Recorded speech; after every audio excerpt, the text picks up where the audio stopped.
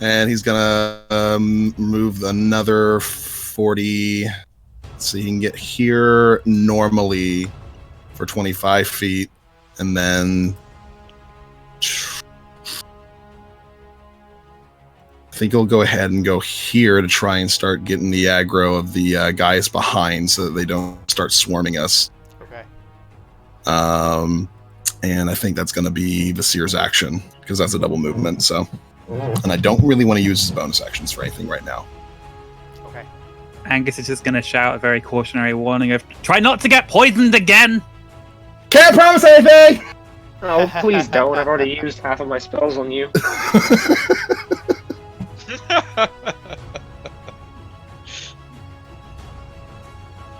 So Gerard pulls a bottle. Of course he does. Right, and steps back and starts to just kind of. Let's see here.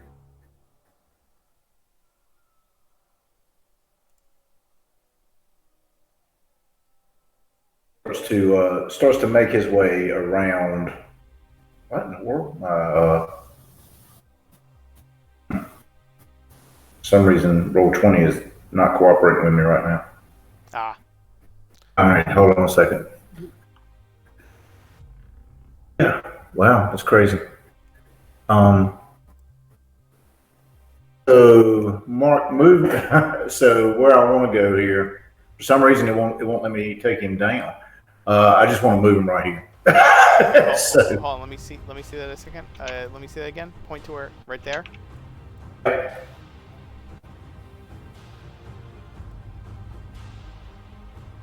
Here. That's it. He's just backing up and just sipping on the bottle, and just trying to take this in, and decide what he wants to do next. He's taking in the quickest exit, the quickest way out of here. That's one of the things he's taking into account. Okay. All right. Give me 1 moment. I am gonna fix the extension on our Twitch stream real quick, and then we can get right back to the game. So.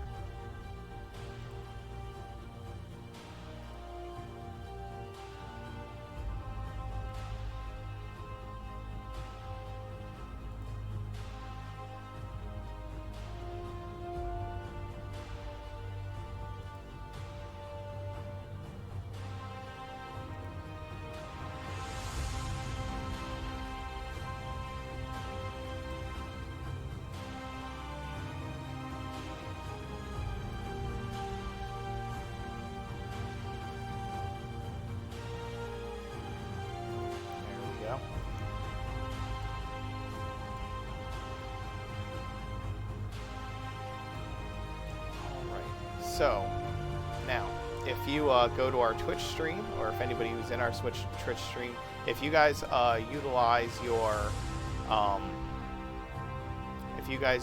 D&D Beyond character sheets to progress your hit points, there's actually an overlay that shows how many hit points each of your characters have when a Twitch stream, one of our watchers hovers over it. They can also click on your character icon, and it brings up a copy of your character sheet that they can look at, or at least a portion of your character sheet that they can look at while they are following the stream. So that's a neat little that is very neat. Oh, that's I love cool. that. I didn't know this was a thing. So if you use your D&D Beyond characters to track your hit points and stuff, it will it'll do some awesome things there.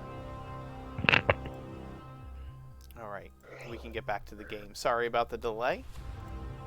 I just wanted to fix that for our watchers. Okay. All right.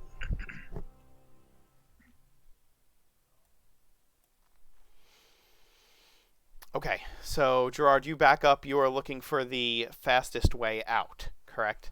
Well, that is part of what he's doing. He's really up to this point in time. I mean, we just charged in, right? So Yeah. right now he's like it's a no shit moment for him. Sure. So it's let me understand what my surroundings are here. What can I use to my advantage? How can I get out? Do I want to do this? If I'm going to do this, what can I use, etc. So that's kind of what's going through his head. Okay. All right. So you're kind of taking a lay of the land, seeing if you can get some kind of an advantage. Do you want to give me a investigation check if you're kind of like scoping things out?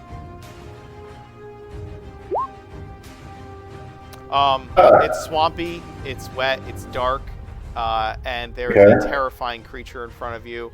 You take the best lay of the land that you can, but you are surrounded by water on all sides with these huge trees and this huge croc coming at you. What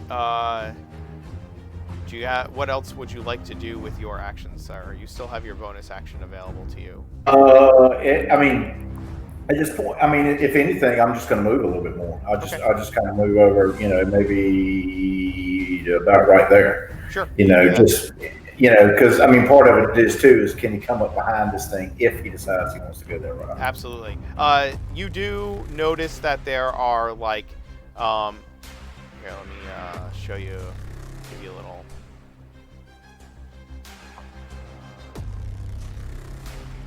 So you can, that's not right there, that spot, you'll see that. Okay.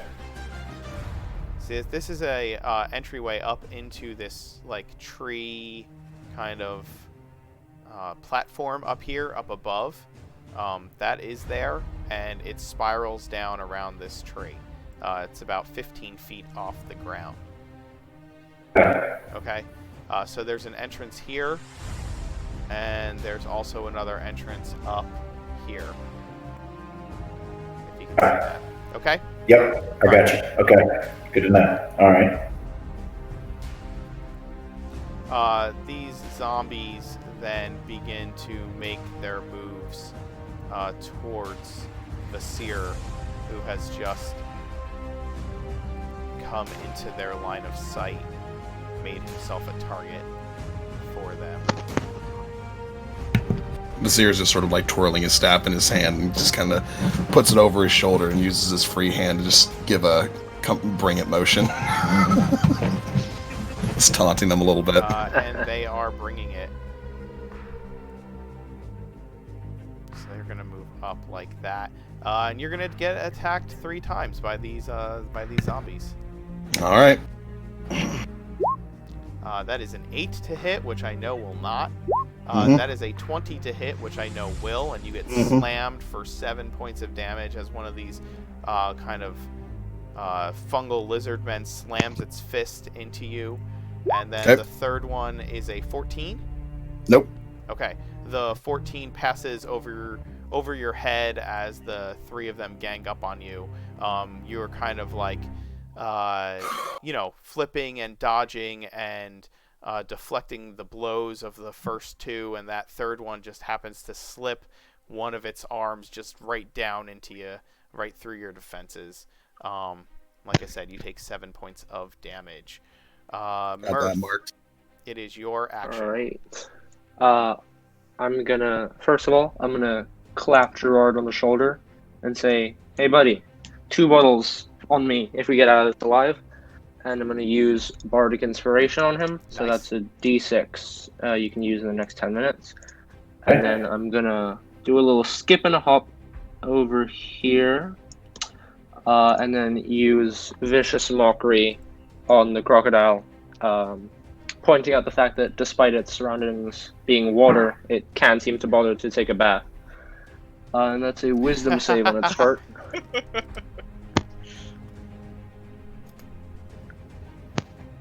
That's a Wisdom save on its part. Let me roll that up right here. Let's see. I'm sure an 11 does not make the save. And 11 will fail. Yeah. It takes a single point of psychic damage, and also has disadvantage on the next attack roll it makes before the end of its next turn. Okay. It is viciously mocked, and it is completely taken aback, almost to the point of putting its paw on his chest in disgust. Then the crocodile will quickly get over that, realizing it is an undead zombie crocodile, and march forward. Oh. I think Luna has a higher initiative, but for some reason is beneath the crocodile in right. turn order. You're right. Yeah. Okay, Luna, it is your action. I apologize. I don't know why that was like that. Go ahead. That's okay. It is your action. Okay, can I get to here with 30 feet, or is it considered I'm walking through water? The water is difficult terrain, so you can get 5 feet, and then you can get another 5, 10, 15. Yeah, you can get there. Okay, I'm gonna retreat to here. Okay. She's gonna use lesser restoration on herself Okay. to cure the poison effect.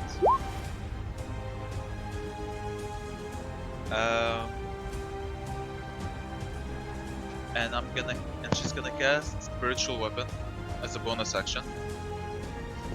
I can do that, right? You can. Yes, absolutely. No, I don't think you because can it's two cast spells in one two round. spells in one turn, and one of them has to be a you're cantrip. correct. You're correct. He already. Oh, I can't do You it. already cast Lesser Restoration. That's right. You'll have to cast Spiritual Weapon on your next turn. You can, if you cast a bonus action spell, you can only cast a cantrip as your other spell that turn. Okay. So I guess that's my turn. Okay. Seeing Vizier go at it alone. I'm just worried about him, so I'm gonna try to get to him. Okay.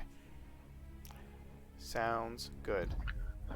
Now the giant crocodile will march forward towards Angus. Oh shit. 5. Let's do this.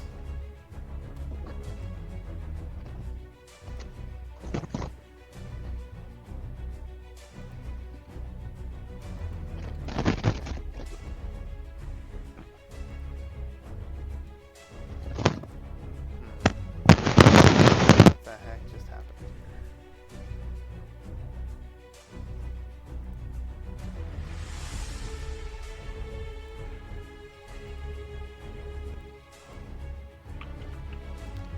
Sorry, my screen just did something really weird. I apologize. Oh, good. Take your time. You're fine, don't worry about it.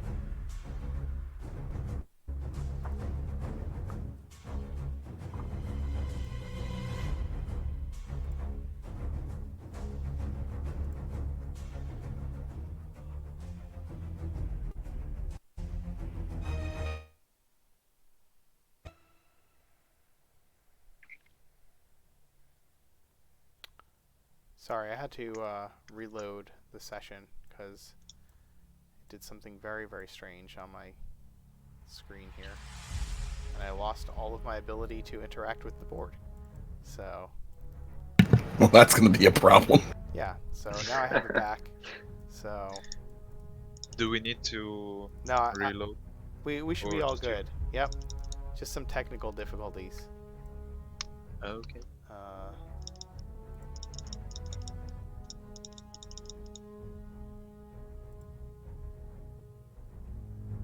There we go. All right, so 5, 10, 15, 20.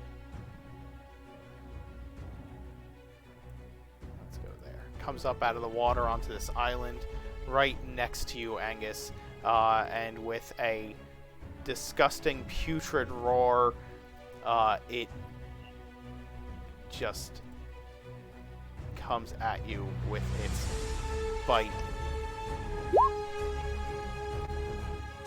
Just making sure that's disadvantage on the first one. Correct. That is a 17. It has rolled a 17 and a 25, so 17. Yep, that hits. Okay. I'm gonna use cutting words. Wait, Angus, what's your AC? 16. Alright, then I will use cutting words to reduce the attack roll by Okay. 1d6, Yep. causing it to miss. That's an 11. And yes, its huge jaws come down, and you use your bardic magic to yell at the crocodile, who is distracted momentarily by your words of power, and slams its jaws down onto nothing. It will then swipe around and lash out with its tail at Angus. That is a 27 to hit. Yeah, that's gonna hit. Yeah. And it is 17 bludgeoning damage, and I need a strength save, please. Oh, my shit. god. Oh my goodness. Yeah, this is probably. Yeah. I rolled. Yeah. It rolled max damage. It rolled Regardless. Oh my god. A 27 to hit that's not a crit, that means it has at least a +8 to hit. Holy crap. You are knocked prone, Angus, as the tail swipes your feet out from under you. You kind of go tumbling end over end and land, hitting the ground hard, knocking the air out of you. Not that you need. A cigarillo just lands in a patch of stagnant swamp water, and I'm just glaring up at him like, I wanted to smoke that. Very nice. Alright, so you are currently prone. And Luna is no longer poisoned, so I should get rid of that for now. There we go.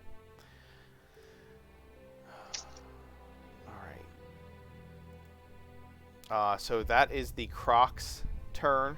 Angus? So I'm going to use half my movement to stand up. Yep. Then I'm going to take the disengage action. And so I'll use a Grave Bolt at disadvantage because I'm within 5 feet. Yep.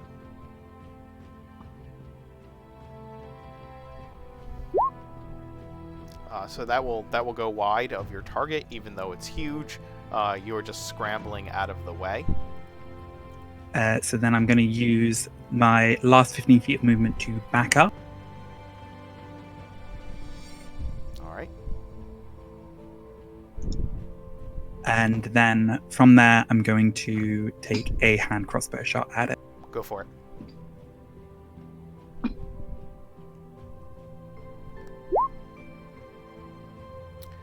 That will unfortunately fly wide again, or it kind of pierces its thick hide and just kind of sticks there unnoticed by the croc. Vizier, it is now your action. Alright, Vizier is currently tangled up in melee with 3 of these bastards, so he's going to go ahead and... Yeah, I think we'll go ahead and do this. I'm going to focus on this guy here, to my left. Okay. We're going to do that. God dang. We're not rolling well tonight. No. You are not. However, you still hit. Oh, good. These guys are not at all fast. Not at all. And then I'll go ahead and do my unarmed, which is also obviously going to be crappy. And then I'm going to spend a key point to impose disadvantage on all of them for attacking me. Okay. And that's basically my entire turn. Can't do any more than that.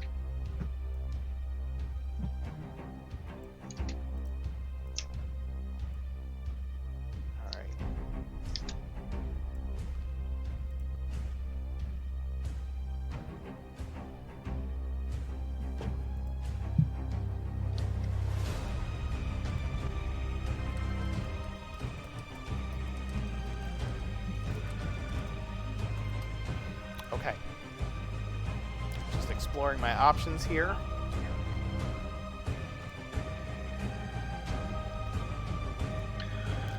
All right, Gerard. Vizier imposes disadvantage on them after smacking one with his quarterstaff and doing an unarmed strike to another. And it is now your action as you are maneuvering yourself around this tree to get as far away or get some kind of advantage on that huge. Okay, so I get a hold of myself, put the bottle away, and I'm going to make a dash to get up on this platform. So let's see here. I see some of this is not tough terrain. Some of it is. So I'm thinking what? The areas with the water are difficult terrain, and then the areas that have like the signs of land, those are standard terrain. That's regular terrain. Right. You get across that. So I should be able to if I just go out and make a dash for it, and that's my action. I should be able to get here. Then, but no problem. Yeah. Yep, absolutely. Yeah. Yeah. So I'm trying to get to the bottom of that platform to start and head what? Okay. You can head up from there. You are at the bottom of that platform now. So it goes up from there, and you would end up above where Angus is. They said about right here. Yep. Okay. Yes. Gotcha. All right. Perfect. So that's. All right. I'm gonna measure this real quick. Just make sure we're all good.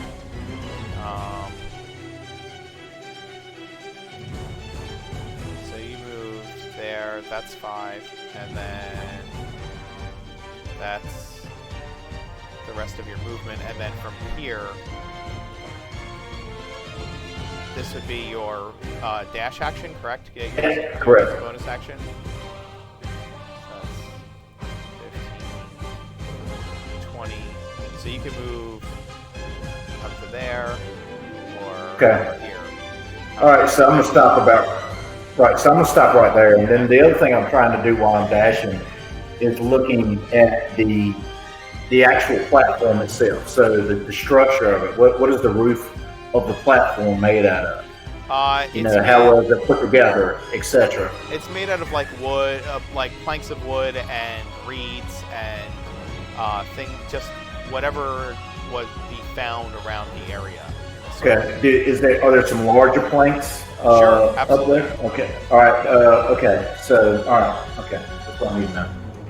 And Gerard, you're always dashing. You don't stop. Indeed.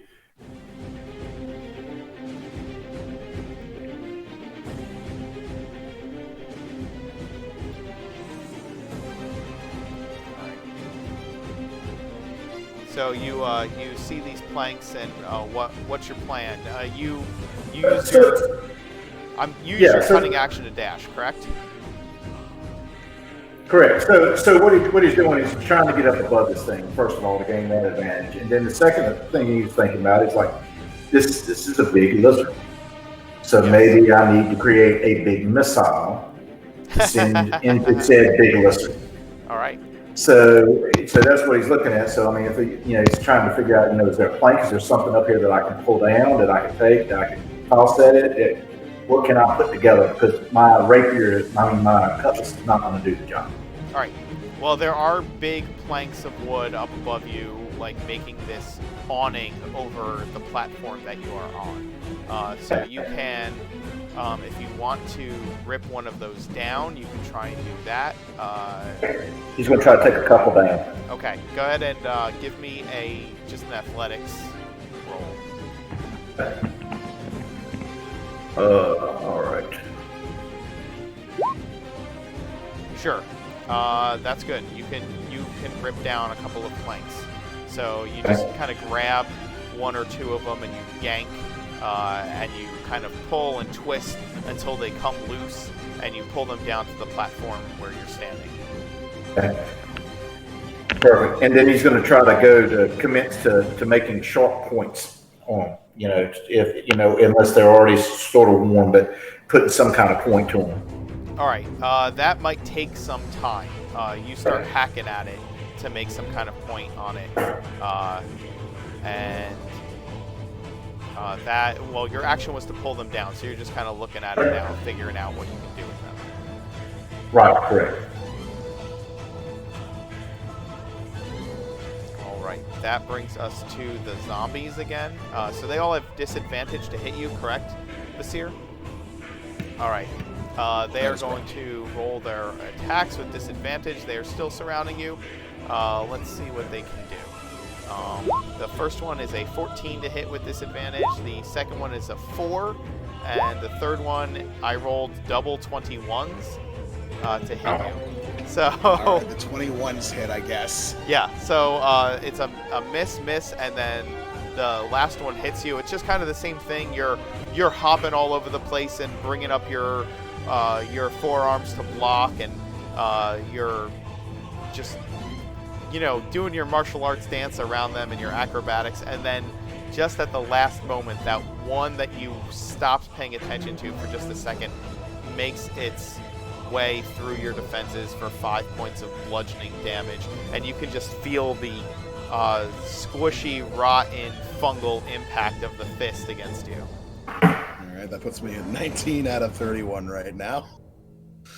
Not doing fantastically, but at least I'm keeping the majority of them off of you guys, so you can do something.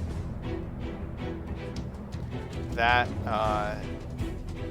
the last zombie that's kind of off to the side here will continue to move forward towards the rest of the party,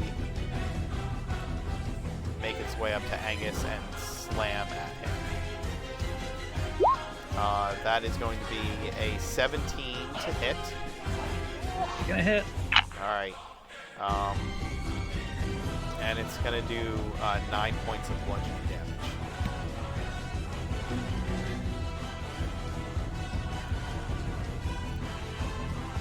This might be a difficult encounter. Giant crocodiles. Might be. Just a little bit.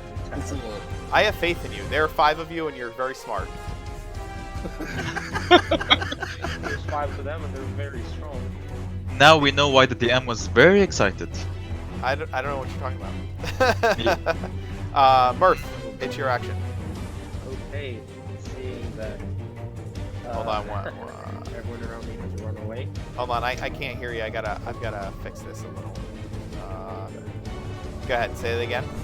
Alright, seeing that all of my allies have fled the scene, I'm going to, first of all, I'm gonna fumble at my belt and then eventually retrieve the holy symbol of one of the various sun gods whose symbols I have, and then kind of brandish it at the thing and then cast fairy fire on it. Alright, you pull out the this holy symbol of Orin, the Dawnbringer, and you speak some words of your some fey words, and fairy fire alights upon the giant crocodile. Let's see if it dodges. It does not, so it is alight with fairy fire now. Alright, sick for the next minute. Everyone has advantage against it. Enjoy, guys. And then I'm gonna... Alright, I'm gonna... do a little...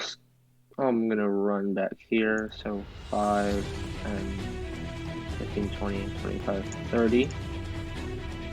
Remember, the water is difficult terrain. Yeah, I calculated for that. I calculated double in the area between the 2 islands. And then 2 uses of inspiration left. Yeah, that's my turn. Okay.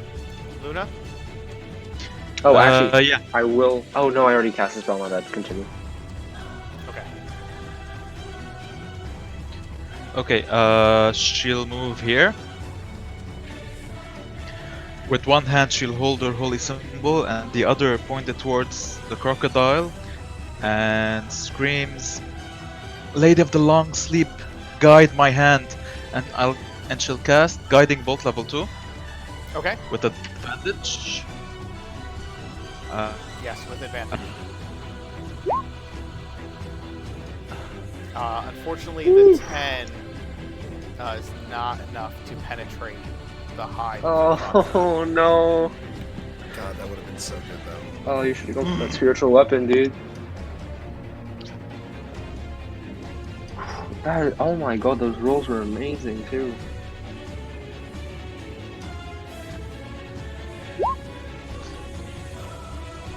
Pass. Oh, I'm sorry, Luna. The mist washes over the creature, and you kind of see your radiant bolt smash against the creature's hide, and some dark force that is animating this thing just bolsters its defenses against it. And it is going to move after Murph, who got its Oh attention. lord, she coming.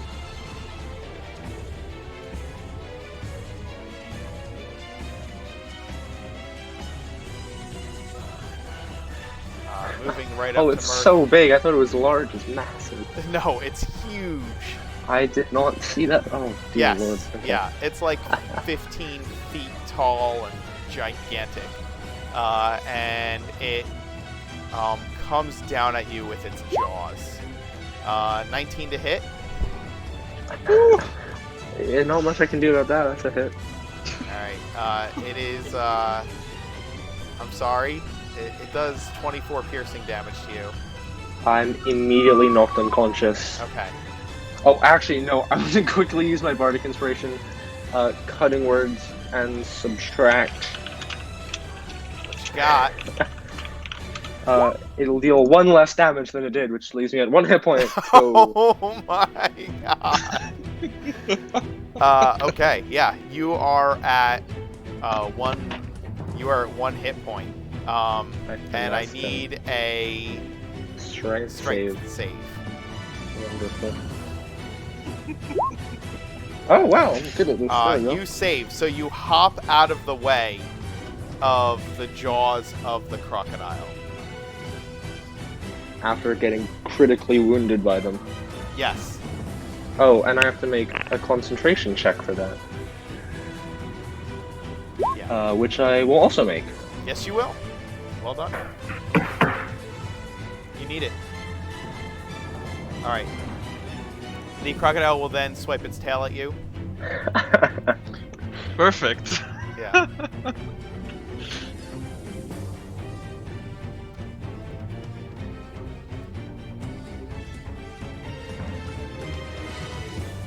Let's see.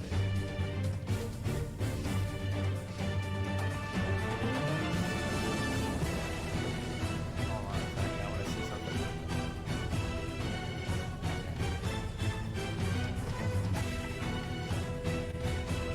Oh, good. Never mind. It'll swipe its tail at Luna, since she's also in range. It has 10-foot reach with its tail, so it'll hit each of you once. There you go, Perfect. crocodile. Perfect. Okay, That is a 18 to hit. that's my AC. Okay. It'll deal 14 bludgeoning damage and make a strength save.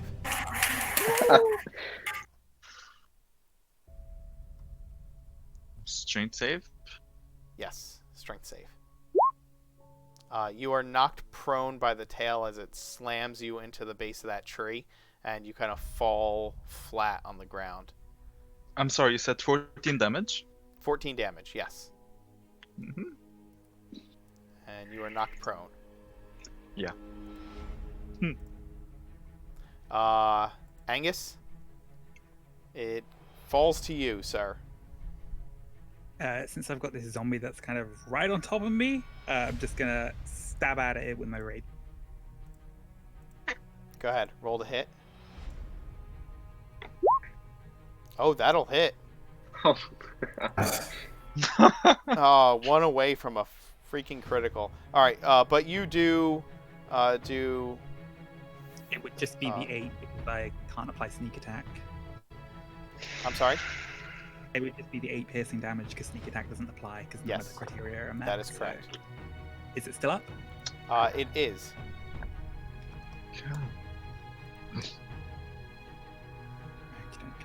still have a bonus What would be the action. What would be the best cunning actions to take in this situation? I'm going to take a cunning action dash and take the opportunity attack when I move out of its range.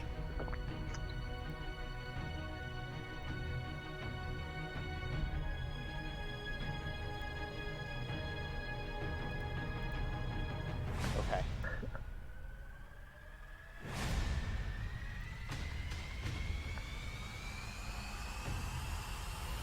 And then when I get to the end of my dash, I'm going to fire off a Great Bolt at the crocodile. Go for it. So you dashed as opposed to disengaged. Yep, so I would take an opportunity attack from instantly. Okay. Let's see. It will miss with its opportunity attack. That's good. Yeah. And I'll fire off my Great Bolt. Okay, go ahead.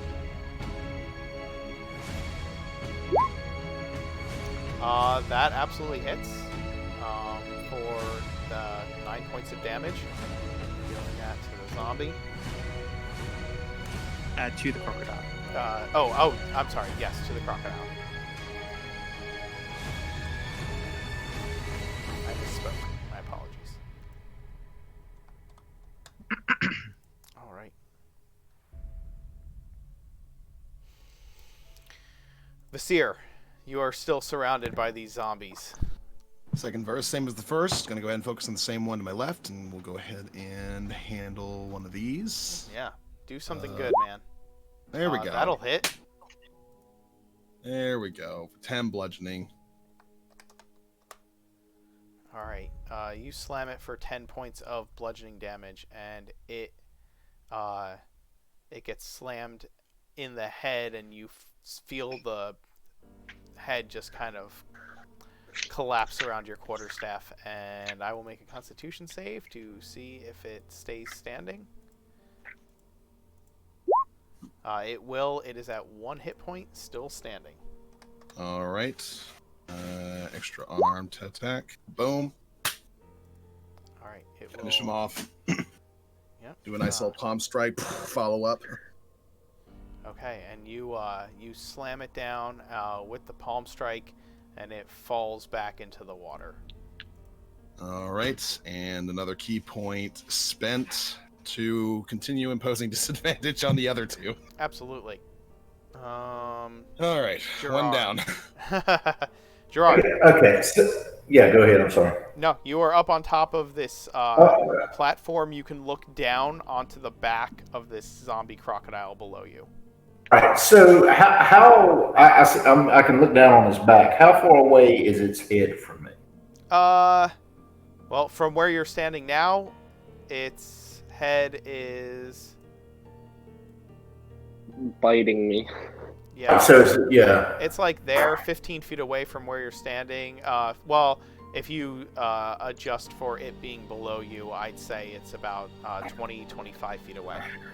Okay. So Gerard looks at the planks and he's like, "All right, this is not going to happen soon enough." And obviously, everybody's in a bad way right this second. So he just the hell with it. And he pulls out his other cutlass, has a cutlass in each hand, and he's going to run to the edge, and he is going to jump and do his damnedest to land on this thing's head and plant both blades in its brain. Beautiful. Give me an acrobatics check first. In the event that you don't do so well, you still have inspiration. So, yeah. So that's a 9. This thing is hard to not land on. right. So you jump, you land on the croc. You are going to take some falling damage as you bounce against its hide. You take 1 point of falling damage because I rolled a 1. And now make your 2 attacks against it. You are on top of the crocodile now. It looks like you've been swallowed up by the crocodile. So, and can I use now forget, remind me on the inspiration, the bardic inspiration, I can add You can use it to apply a d6 to an attack roll, saving throw, or ability check. All right, so we're going to put it on that one right. Well, I don't know. Yeah, why not?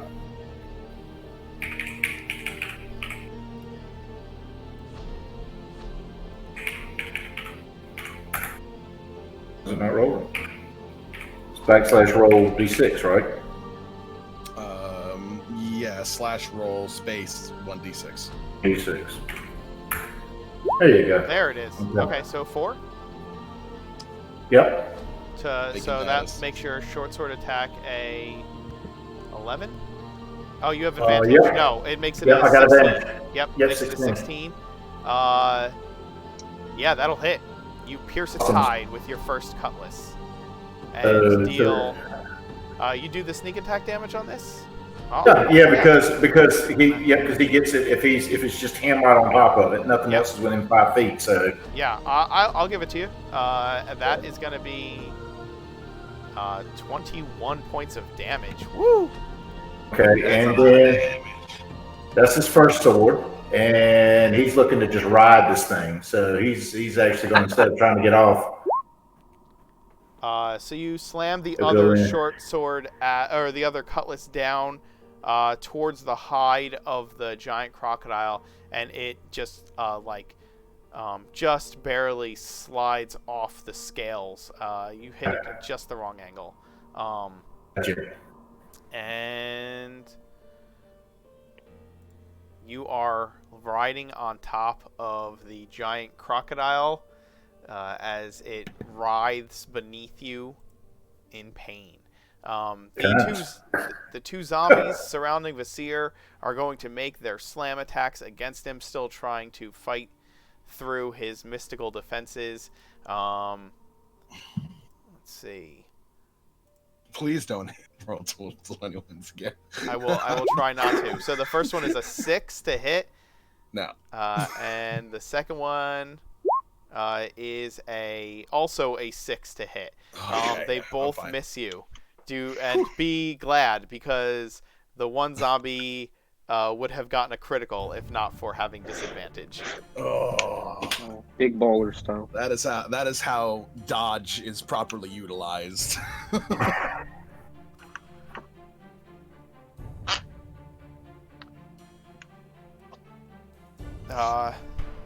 Angus, the one I'm that not was sure if it attacking was you. apparent in the way I was doing the movement, but the idea was that I'd moved up the platform and crossed the bridge. Oh, rather than going okay. across the So ground, it's I gonna move. It'll move towards Luna because she's still on the ground. So yes, absolutely, you're up on the bridge. The zombie moves across, sees Luna, moves after her, makes a slam attack and misses. But there is now a zombie right in your face, Luna. Yeah.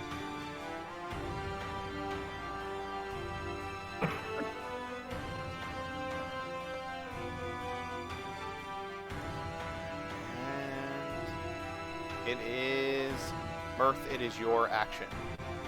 Alright, immediately I will spit blood and then cast a second level healing word on myself. 4, 6. Jesus, those rolls are awful. Okay.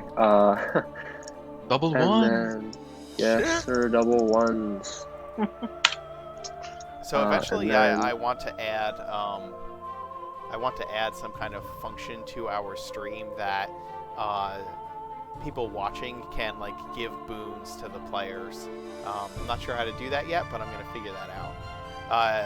Anyway, so oof. All right. Well, you get 6 back. And It's something. then it is something. And then I'm going to. Natural attacks. So, seeing Gerard's heroic actions, I'll grab up my blade as well and jam it into its mouth. Nice. All right, go ahead and roll your attack roll. That'll hit. Alright, nice. That's 5 more piercing damage to the crocodile, and you stab it. It like as it's coming down at you and like writhing around with Gerard on top of it. It roars in pain as his first cutlass slams into its back, and you take that opportunity to slam your blade through its open mouth and rip it out as fast as you can before it bites down on your arm. do 5 points of damage to it. Alright. And then it will be Luna's turn. Yeah. I'm guessing she'll use her channel divinity and cast Turn Undead, which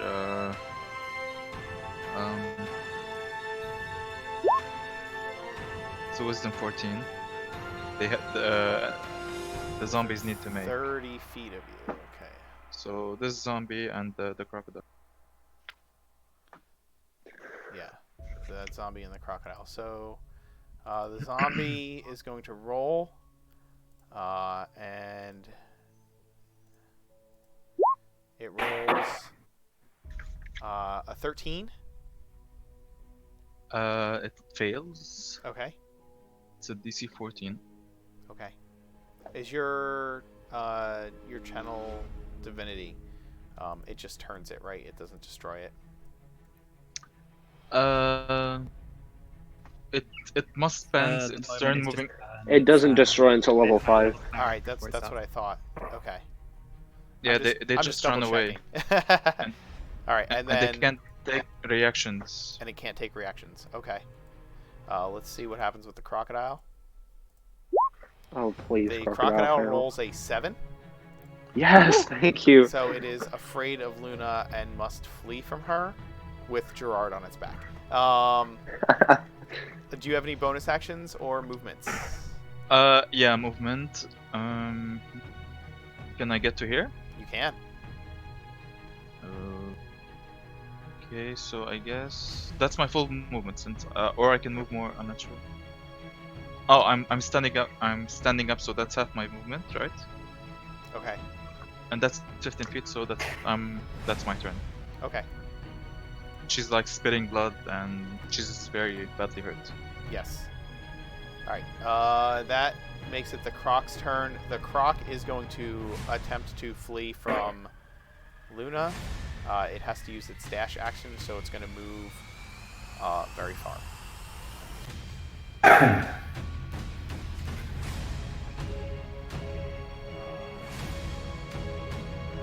So it moves there 30 feet, and then it's going to dive into the water and swim.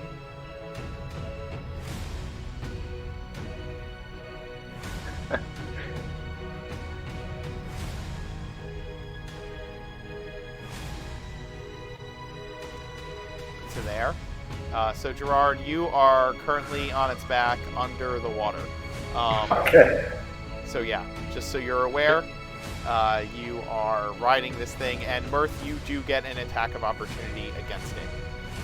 Which I will not take, because if it's damaged, it refuses to be trained anymore. Okay.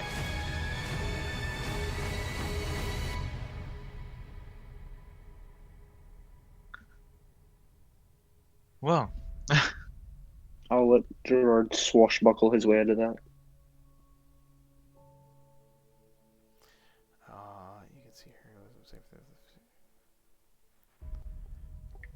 Start for 1 minute or until it takes damage. Okay, no problem. Angus, it is your action. Just checking to see if this would be possible. If I move to here. I don't see your pointer. Sorry. If I move to here. Oh, yes.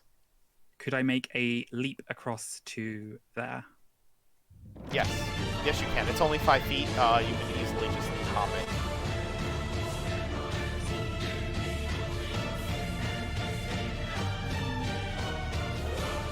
Let's get to about that.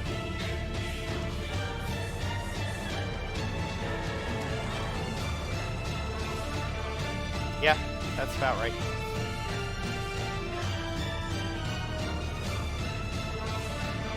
And I'm just generally trying to track the crocodile so that we know where it still is.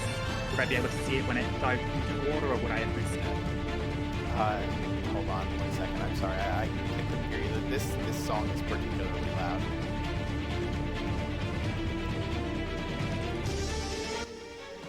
loud. Go ahead and ask that again.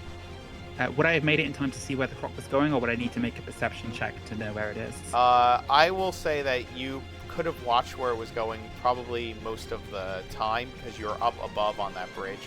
So you would have had line of sight to it. Okay, so I'm going to take a dash cunning action. Head forward, but being aware, obviously, of what Murph has said, that if we damage the croc, it will stop it from being turned, just as these zombies come into sight as I move up. I'm going to turn and fire off a grave bolt at this one here. No problem. Actually, no, I'd probably be this one here, because it's probably an easier line of sight, so... Sure. Move yourself and take the shot.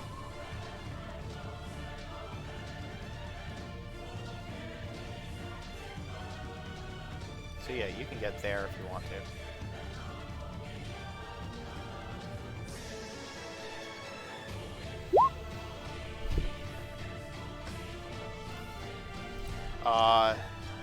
That is a 10 to hit, which will actually hit it. So yeah, that is 10 damage, 10 points of necrotic damage to the zombie. And then, because I am aware that if we pop these things, Visir might get poisoned again, sort of hesitantly, like, should I take the shot? Should I take the shot? Just gonna generally shout across, like, Visir, you good? I'm good.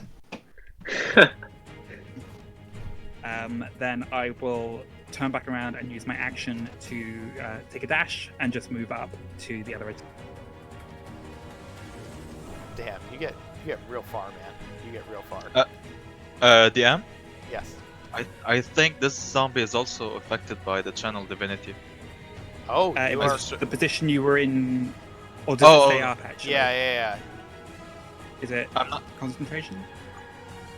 Did you move? Did you move after you cast Channel Divinity? Yeah. Because I'm pretty sure these were too far away from where you had been standing before you. Okay, never mind. Sorry. Yeah. Yep. Yeah, that's just a burst. That's not something. That's not like an aura around yourself that remains. Yeah, you just kind of. Yeah, exactly. Okay, fine. Visir. Okay.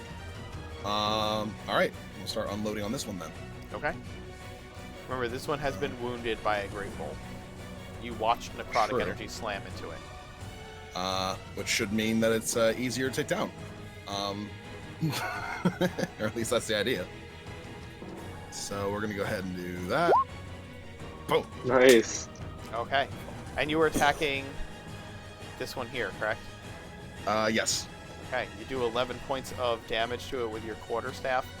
It is still standing, but you like poke through its stomach with your quarterstaff as you slam into it.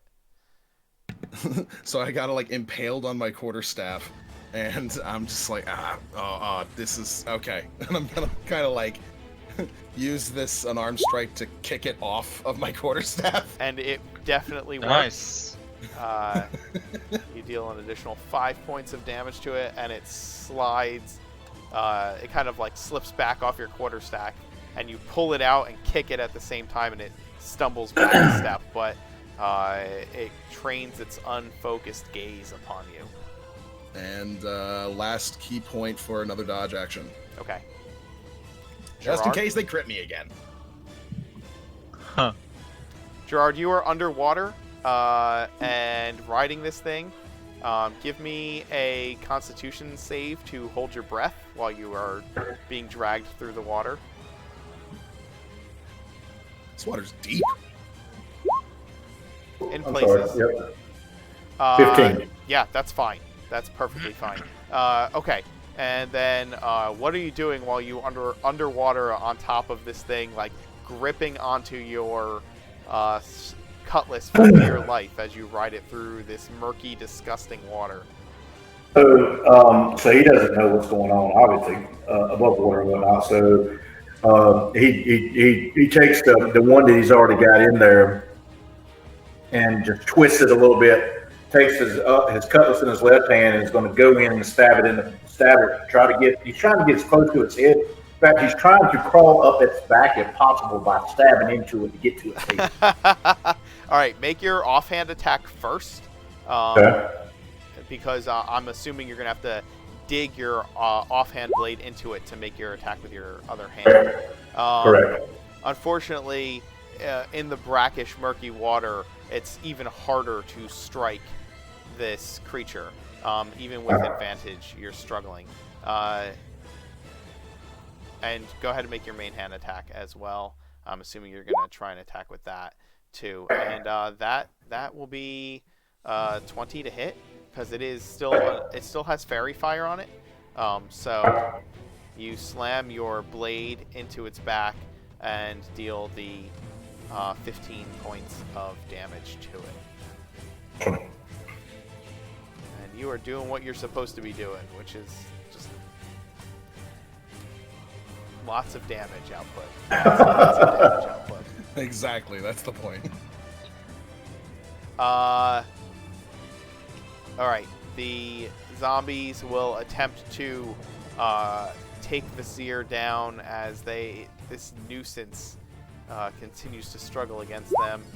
The first one rolls a 6 with disadvantage. The second one rolls a 6 with disadvantage. And so you just kind of dance around their swinging, Just lifeless limbs. absolute like Jet Li style, just waving around every single one of their attacks as they just go to claw at me, and I'm just kind of like swerving my body entirely around them.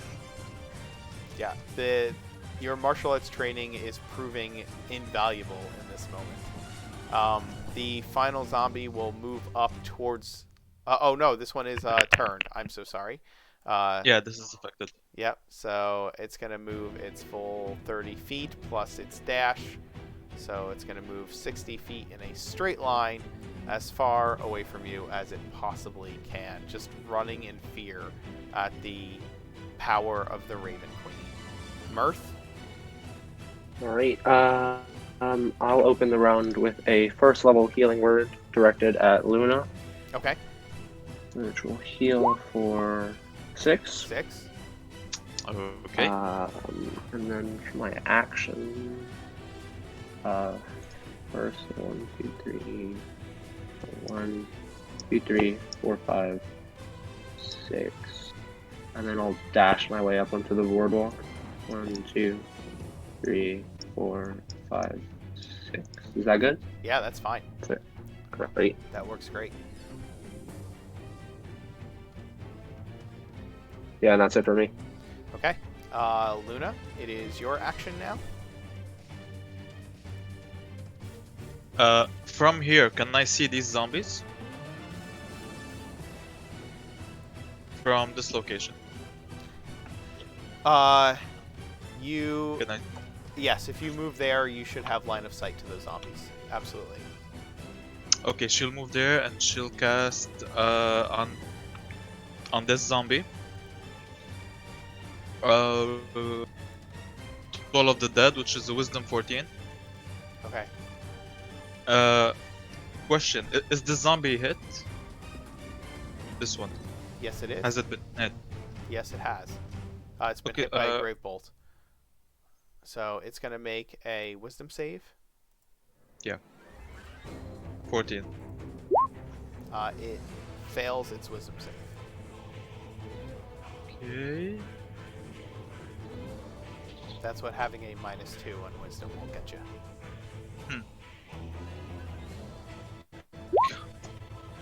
9 damage. 9 damage to it.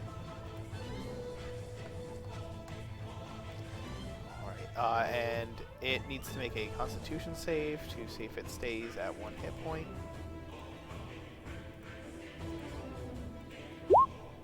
It fails, and the power of the Raven Queen overtakes it.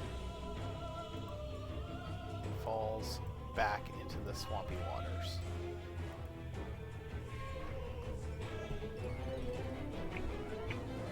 Okay, and she'll move here, ending her turn. Okay. Trying to look if she can see Gerard. Okay. The zombie crocodile, having taken damage again, regains its senses and feels your stabbing swords in its back, Gerard, and it rears up out of the water and slams itself on its back into the water. It is going to be opposed strength checks for you to stay on its back. It's trying to get out of essentially your grapple. So go ahead. You can use athletics to maintain your blades being dug into it. So acrobatics won't help me at all, correct? No, this is your Yep. is your strength against Woo! its. Whoa! There you go. Ah! Hey, there You we go. succeed. You just dig your blades further into its back as it slams down on you into the water, and you're not letting this goddamn thing go. You're just gonna ride it till it's dead.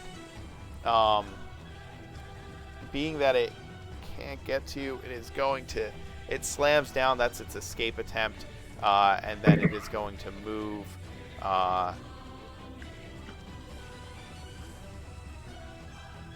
It's going to stay under the water and just kind of keep swimming. Bye, Dory.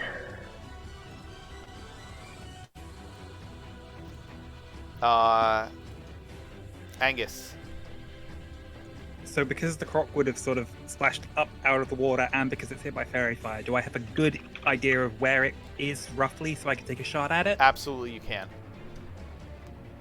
Okay, gonna line up a crossbow shot and just try not to hit Gerard. Sure. I will.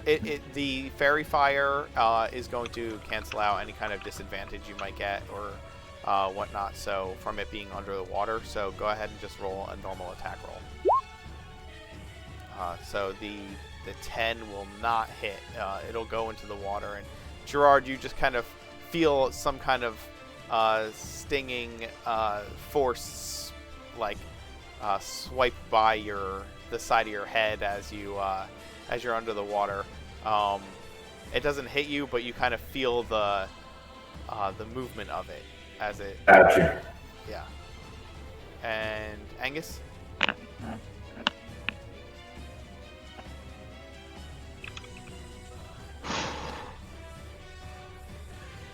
Just generally, I want to fire off a rave bolt, and I'm just trying to decide which cunning action would be the best. I mean, technically, I could just hide and then pop back out of hiding. That's true. You can take the dodge action. Can you take the dodge action as a cunning action? I think that's only monks, right? As their bonus action. Yeah, it's only Monks, monks, yeah. because they have key for it. For the Because otherwise, key, it would be majorly abusive. Yes, that's very true. So yeah, just gonna take the hide action, which is basically just like, into my pack, pulling out another cigarillo, tucking it into my lips, popping back up, fire off a great bolt. All right. Give me the great bolt shot. That will hit for 11 points of damage. Nice. Nice. All right. You feel the croc writhe around beneath you, Gerard, as it gets hit by something. Okay. And Vasir, you are down to 1-on-1 with these zombies, and you know those odds are definitely in your favor. Oh, it's been whittled down. All right, let's go. Final fucking Z on me. All right. Boop. That hits. That hits, and that puts him to the ground. Hell You drive yeah. that thing down with your quarterstaff. Third Z down. I haven't been paying much attention to the rest of the battlefield since I've been dealing with these three, so I kind of glance around as I sort of slam this one down into the ground and go, "Update! What's going on? Everyone still alive?" I throw back a weak yeah. I guess just sort of waves a hand up in the air, just like, kind of. I didn't hear the pre. It's because the tree's up on the water right now. Glug, glug, glug. Gerard? Well, you still have a movement and a second attack. Well, I'm gonna go ahead and let's see, hop to this little island. Let's see, got yeah. I think I can't really go any further than that. I don't think. Hold on. Probably not without using a bonus action. Yeah, which I don't have the key point for the dash. You could get to the opposite side of that little island. Like Yeah. here. Is that where you wanted to go? Yeah, Or I here. kind of want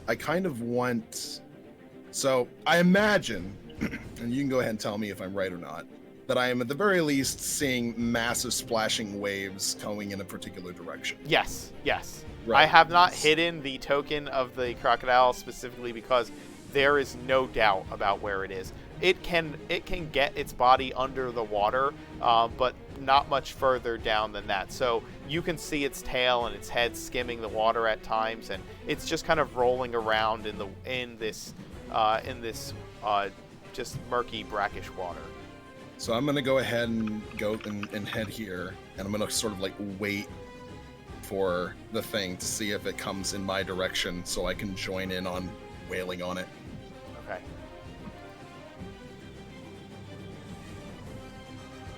What's your movement? 40. Ah, nice. Okay, Gerard, you are still on the back of this crocodile. What are you doing? He's like I said, he's gonna same thing. What I'm gonna do is I'm gonna take and I'm gonna go with the offhand first, and I'm gonna try to plant it, and then I'm gonna, if I can get in there, I'm gonna pull myself up, and stab again. So Okay, go ahead. all right. That'll hit. Yeah, that hits.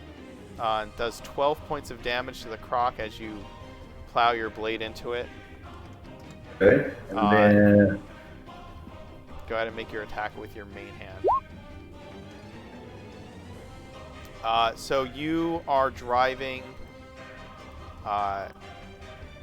You are driving towards the head of this crocodile with your blows, just one and drag, and two and drag, and you finally are able to get both cutlasses to make their way into the hide of this crocodile. And the first one you slam into the neck area of this creature, and you feel it writhe under the slice of your blade, and you pull yourself forward and find yourself right at the top crown of its head, and you slam your other hand home, and as you do, it digs directly into the center of the head of this crocodile, and you feel the whole thing shudder and roar one last time, and then just kind of with a final death spasm go completely still, and you are holding on as it floats and bobs slightly to the surface. And so okay, so I twist both blades to make sure it's dead, and then I'm just going to kind of sit up on its back. You twist cross-legged. You twist both blades to make sure it's dead, and you move.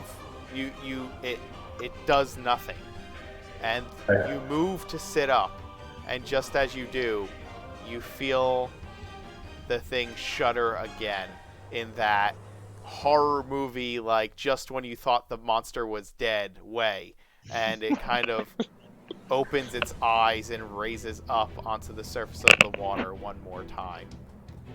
It makes its zombie constitution save. Gerard, it's shit. I mean,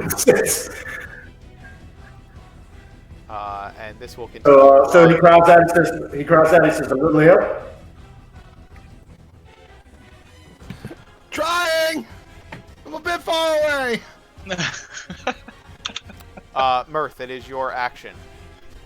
Great. I'm gonna sprint up here and use my final first level spell slot on Angus for healing word. Sure. That is, let me find it. Boom. Oh, nice. 8 points Everyone's of damage. getting the 8 yummy points rolls of except healing. me. That'll help a lot. 8 points of And damage, then that would I'll be really bad. Whip out my hand crossbow and call out into the water. Hey, you got a little something on your back there. Let me help you scratch that, and fire a bolt at it. Okay. Roll to hit. That Whew. will definitely hit, and you put the crocodile down again. And I should just it quit flops spellcasting back and into the stick to my water. weapon. I'm sorry, go ahead. I should just quit spellcasting and stick to my weapons. It flops back into the water, and Gerard, you kind of flounder on the surface of the water as it flops in there and sprays this brackish water up all around you. And it completely stops moving. And then, out of nowhere, it's just undying endurance. It drags itself to the surface one more time weakly. Oh my god. Luna? These dang immortality rolls. Can't she get up here? Like this? Yes, absolutely she can. Okay, okay, same thing. She's gonna cast Toll of the Dead at the crocodile. It's 60 feet. 14 wisdom save. Fails. Absolutely fails. Oh. And it's obviously been damaged.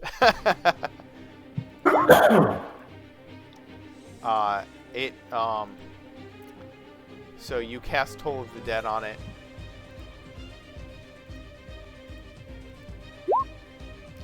And the thing shudders one last time and finally does not move again. Time. Just in time as it was about to move its jaws behind it to like whip around and come after Gerard. You could see its movement turning towards the rogue that did it so dirty. And in its last moment, you cast Toll of the Dead right before it snaps its jaws down on Gerard, and it flops back down into the water, this time for the final time. And Gerard, you can breathe a sigh of relief, I think. Gerard, just to be safe, he takes both cutlasses and he's like, scaly, wham, and then slimy, bam, bastard. And he just, and pulls it back out again, and then he just sits down. He just pops down and starts to drink. I'm shocked. I give it a clap from the balcony. It stopped moving? Are we good? So Luna just sits down on the deck. She's like out of breath and relieved and worried. Just taking a breather. Seer's gonna sort of like run across the water and just sort of like hop on top of the crocodile's snout and just sort of like head over to Dupree and raise his hand up for a high five. Woo! So Gerard just looks at him. He just looks at Vasir and just raises his bottle and nods and just shakes his head. Mirth is gonna do the same. He's gonna he's gonna be up on the balcony. He's doing the little excited little jump and little shakes that athletes do after their sprint. And as he sees Vasir get turned down, he's gonna kind of lean over the balcony and then stretch his hand all the way down to try and reach Vasir's. Vasir just like fucking does a hyper jump up. And you are all celebrating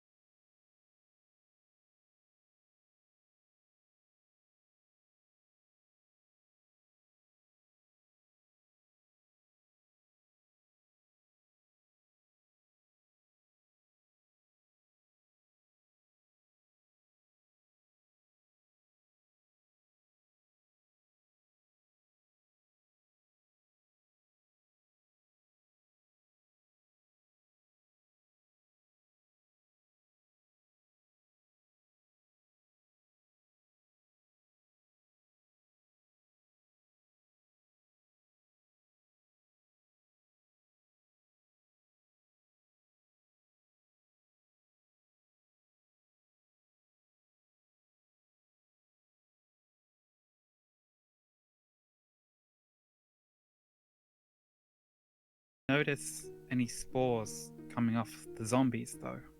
The These ones we fought earlier did, but the ones that you were fighting, Vasir, they didn't seem to be affected. And if there's more than one kind of undead here, we need to find out what's caused them. the undead, the zombies that were around Visir, they were the spores were coming off them. I'm sorry for not describing that, but they were coming off them. But Visir seemed to be unaffected by them. He's been inoculated already. Yes. And so, yes. okay. Um, In that case, Angus is just going to kick the body of the crocodile and just sort of go, there's only room in this swamp for one undead bastard, and that position's already taken. What? Have I not told you guys? This guy's previously dead. I mean, I'm not going to eat your brains or anything, but, like, technically speaking, I'm undead. You are? Dang. I had no idea. It's kind of hard to explain. Like, I only really started realizing it a few months ago.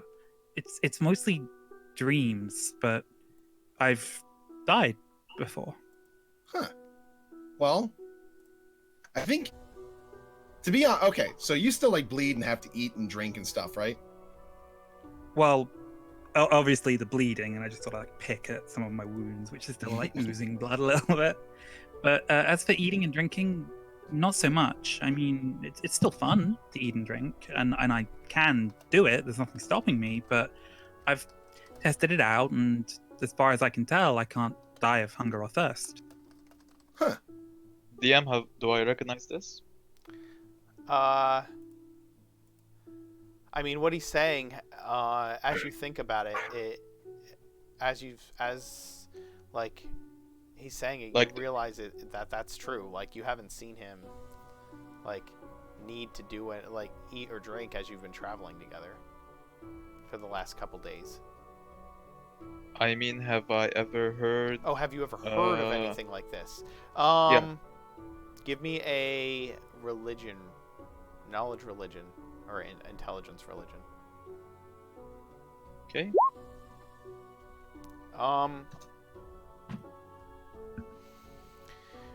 Yeah.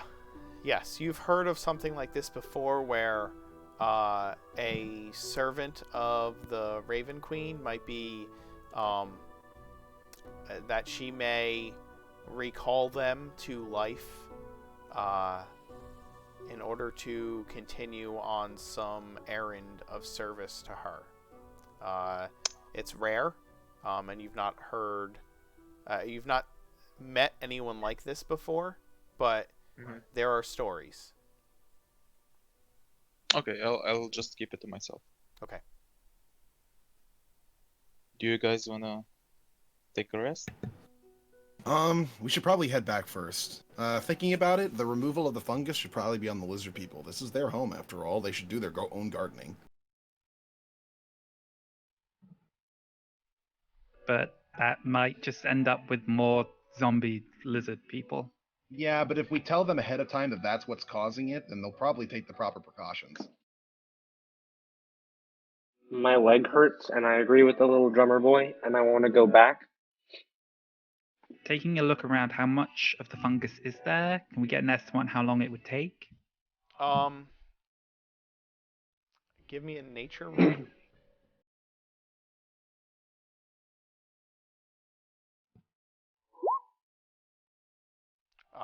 There's a lot of it, and you're no expert on fungus, so you just know that there's a lot, and it could take some time to clean up. You're not even really sure, like, you know you can cut it off, and that would get it off, but you don't really know, like, you don't really know anything about how fungus, like, works or grows. Maybe we can come back with some weed killer.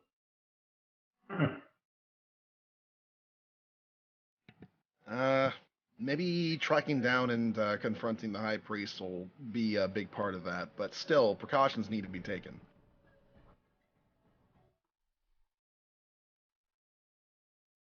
From what I can tell, there's a lot of fungus that's just sort of around the area that's all going to be an issue for these lizards. If we tried to remove all of it ourselves, we'd probably be doing it well into the night, and by that point, they'd probably just assume we died here and be attacking the town anyway. So we'd probably need to head back, let them know that everything here is now as dead as it's supposed to be, and also point out the fungus thing that causes the things, and that they need to remove it if they want to maintain a healthy home, so to speak. And then that should take care of that at least for now. And if they're unable to take care of it permanently, then maybe the high priest has an idea. If we can start getting him to realize that whatever's talking to him in his head is probably not his god. Yeah, you're right. I mean, the sooner we find Reginald, the better. The Yeah, sooner I we agree. can get him back in our custody, the better. So you guys make the decision to head back to the lizardfolk and find out where the Yeah. priest is.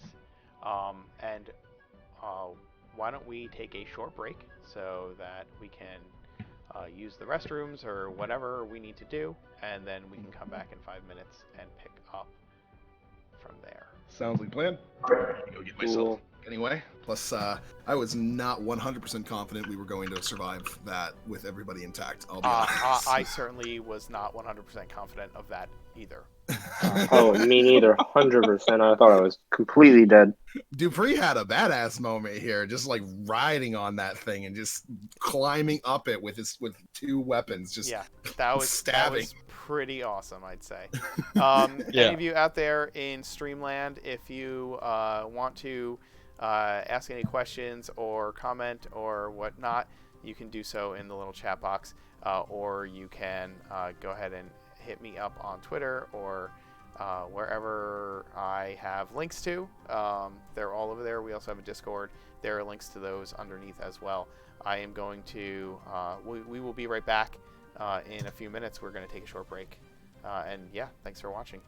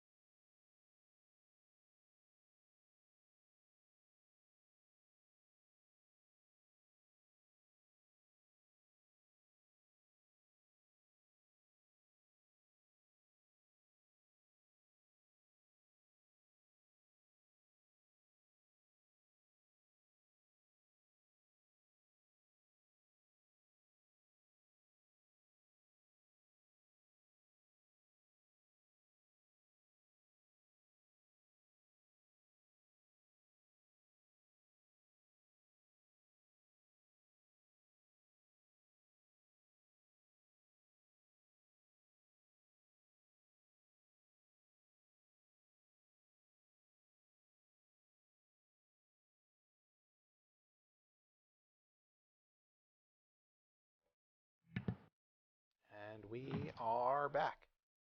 Woo! Okay. You traipse the several hours through the swamp to return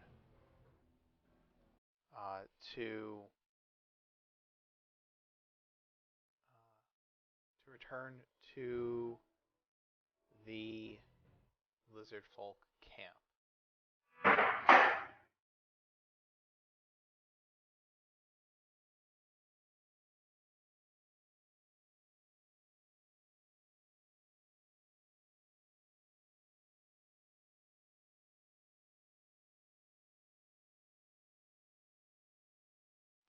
Where you met with Black Maw, the lizardfolk shaman, and her people.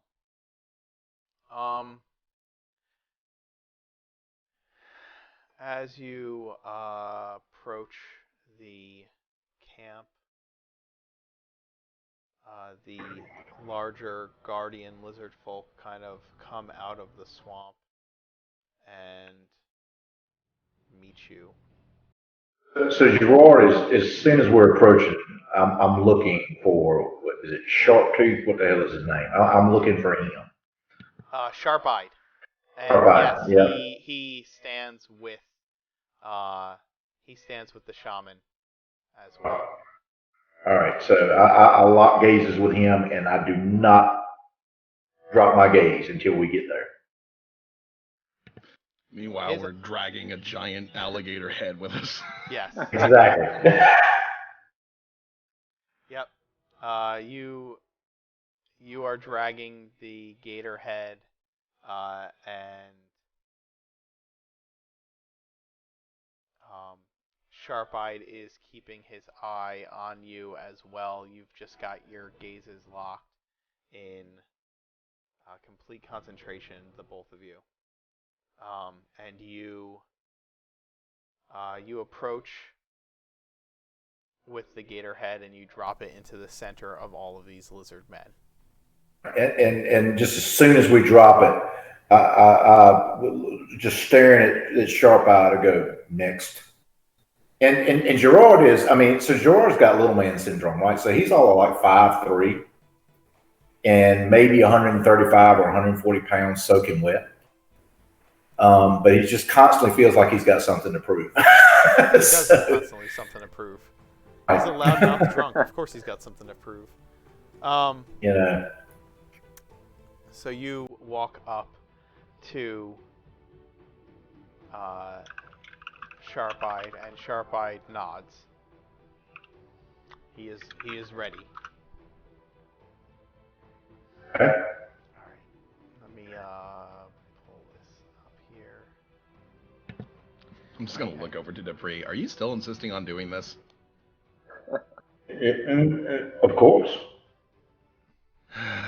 My honor has been slighted. I'm pretty sure no one anywhere is going to question Your Honor after this, as he just points to the giant alligator head.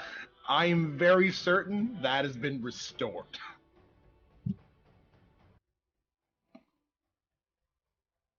I do not walk away from a challenge.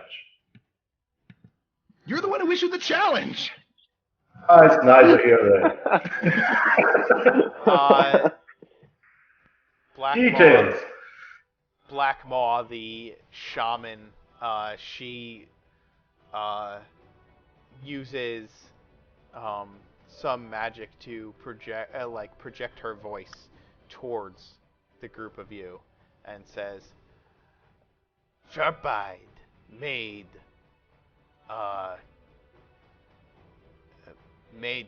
agreement to challenge.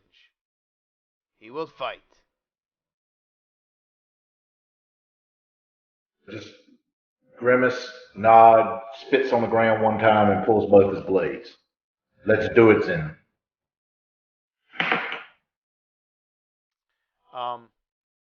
They kind of clear an area for you and the lizard man. Let's see what I got in here.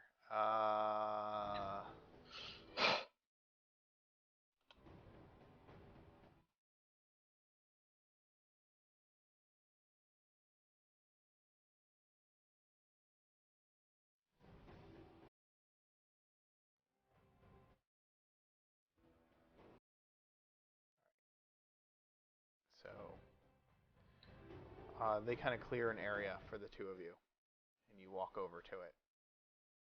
Why don't we put you both over here where it's nice and open a little bit. And Gerard, what's your HP? 24. You're at full HP? I had one. Yep, I was up. Well, actually, yeah, I am. At my regular 24. I went into this with. I forgot what it was that we had cast on us. Aid. From the last section. Yep, You had aid. aid cast on you. Here's the other question I have for you. Did you take a short rest before coming back at all? Or did you just march right back? I don't think we did. We just cut the head off and came right back. Okay. Yeah. So, aid by now would have worn off, so your hit point maximums are back to normal. So I'm at 24. I only took 1 point of damage during that entire combat. Okay. So just so everybody knows. Right. I'm gonna go find my way over here. How many and HP just did you use give 3. us? It was 5. You all had a But maximum HP increase of 5 for 8 hours. Kind of like a buffer, so it would disappear after. Yeah, it is. It is. By the time you get back, so you left for the. Remind me, what time of day was it that you were that you made it to the lizardfolk camp originally? The morning, I suppose. Early morning. Okay, so Yeah. at this point it is dusk by the time you get back. Okay. Okay. I'm gonna So find my way over to sit under this tree, and I'll use prestidigitation to completely clear a patch of ground and then sit down cross-legged. And I'll pull out a patch and a sewing kit and just get ready to try and capture the battle that's going to be happening. Okay, if I think it's possible, gonna- Luna approaches Gerard, and she tells him, seeing how stubborn you are, she places her hand on his shoulder, and she casts Bless, which gives him a D4 he can use as a saving throw or as an attack roll. This is it. okay. All right. So you have blessed cast upon you, Gerard, before entering the circle before you. And Sharp-Eyed awaits for you to enter the circle. He has his heavy club, this spiked club in one hand, and his like a big wooden shield covered in spikes. okay, And great. I know So you have your weapons drawn already. right. And so, out of character, real quick for everybody. So, I'm really not trying to stir shit up here. I'm just going where the character would go. So, I apologize in advance. No, this is fine. This is a fantastic role-playing moment. You are doing just fine. So okay. So yeah. So Gerard comes in and with both swords out, kind of comes back in a combat stance, pivots back on his left foot, looks at him, and he says, "How about you?"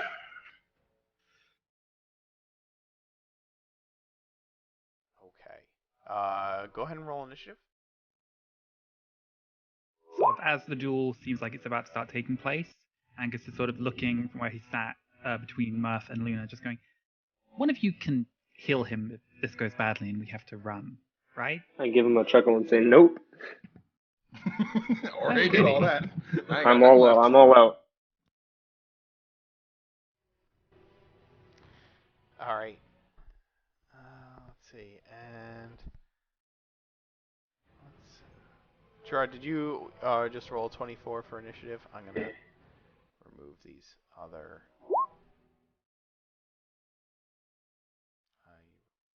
4. And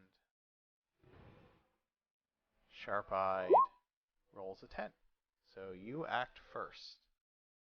Right.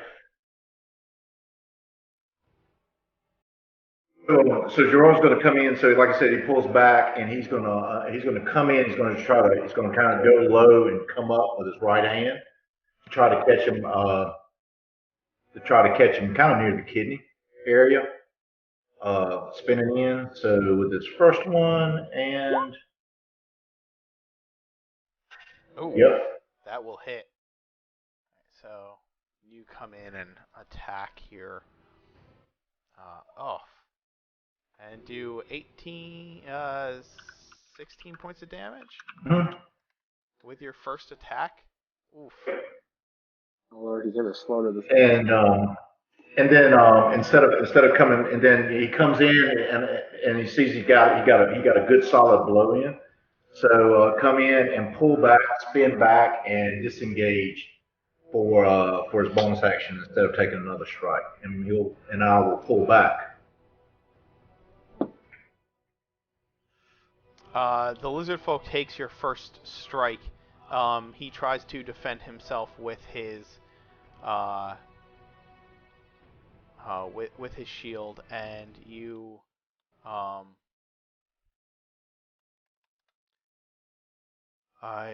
he tries to defend himself with his shield, and you slash across the front of his chest, and you see blood well up from the wound, and he just looks blankly at you as you back up, and kind of like cocks his head to the side, like not understanding why you would back away when you have the obvious advantage.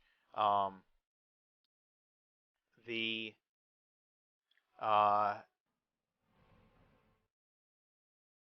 He then steps forward to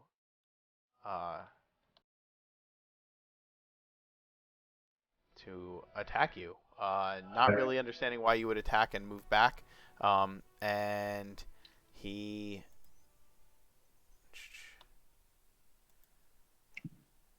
hold on 1 second. And he's going to make 2 attacks against you.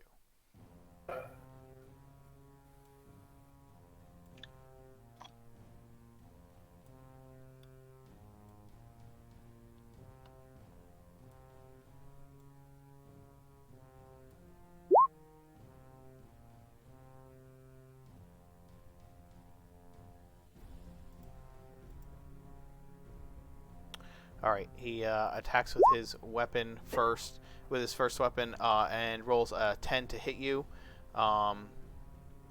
which obviously you dip past, and then he goes to slam his spiked shield at you, and he rolls a 12 to hit you. So you are just dodging out of his way as you move back, and he kind of twists his head back and forth, like in this lizard-like motion, and flicks his tongue a couple of times, trying to get a sense of your movements. It is your action. Okay, so I will try to come in. So if it goes with shield and I back up, so I'm going to try to come in around the shield. And you do. Stabbing him for 12 points of damage. Then I'm actually, at this point in time, since he's closed in, I'm going to come in with the left blade as well. Okay. You slash into him with the left blade, and you make short work of this fight. He seemed to be ready to put up a good fight against you, but as you come in for that last attack and you do slash into him, he falls to one knee and lowers his weapons and lowers his head, yielding to you in such a way that his intent is obvious. And Sharp-Eyed kind of steps forward and says, you have won. And Sharp-Eyed, he offers you his life as forfeit for your success, for your winning in this. He made it. Okay. So Gerard looks at him and takes takes both blades and kind of bends down and starts to wipe the blood off of them, and looks up and worth it. Takes and stands up and turns around and walks away from him. Again, he gives you this quizzical look, and then he speaks in Draconic, and Black Maw says to you, Sharpide, he does not understand. He does not know. But I explain. He says, Gerard just grabs, of course, because this is Gerard. He starts to reach in there and he starts to grab his bottle, and then he says, "No, not for," and then he kind of decides, no, he's not going to do that. And he just keeps walking away, and he just says, "You do that." Sharp-Eyed stands, and Black Maw says to you, "Human, wait." So I stop. And she holds up a hand, and Sharp-Eyed stands up and walks towards you purposefully. He hasn't put his weapon away. He's still carrying it. He walks up to you, and you're unsure of what his plan is, but as he does, as he walks up to you right at the last moment, as soon as he reaches you, he looks you dead in the eyes, and then goes down to his knees and drops his shield, grabs both ends of his weapon, and holds it up to you with his head down. And the shaman says, "If you will not take your life, take his life, Sharp-Eyed has sworn himself to you as forfeit. He follow you and protect."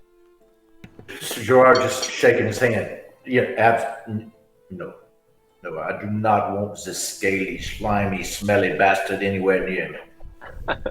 Absolutely not. If that is the case, I will kill him now. Vasir is going to come over and sort of put a hand on Gerard's shoulder and sort of whisper, "Hey, if he's going to be sworn into your service, maybe you can give him an order that he has to protect the lizard clan. That way he doesn't have to actually follow us. And that way he's actually following through with what he's sworn to do." Or thinks about it for a second, and he says, and he kind of nods for a second, and he's like, and he looks at him and he's sharp-eyed, and he points at him and he says, "You are service. Is this what I hear?" Black Maw translates, and Sharp-Eyed nods. It's good. Do whatever the strange man wants you to do. And Gerard walks away and just points over at the seer. And Sharp-Eyed, the Black Maw translates once again into Draconic, and Sharp-Eyed looks at Vasir and cocks his head to the side quizzically. Well, while I appreciate you desiring to go with Dupree, and I understand your cultural reasons for doing so, you would be serving us best and Dupree best if you stayed and protected the lizard people so that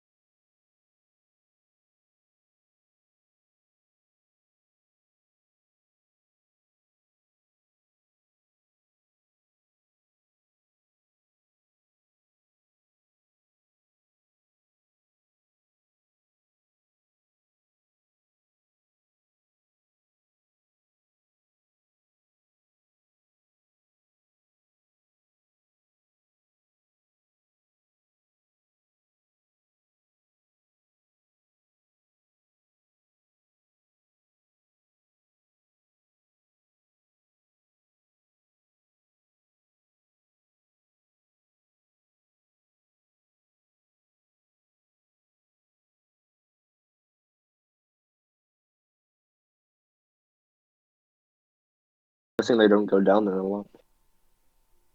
Is he alone down there? Do not know what down there. Just saw him go. Okay. Okay. Have Sharp Eye lead us to the cave. We'll take care of things from there. He lead. You follow. I tell you, bad things make much in this place bad. That is what bad things do. This grow. This thing that grow.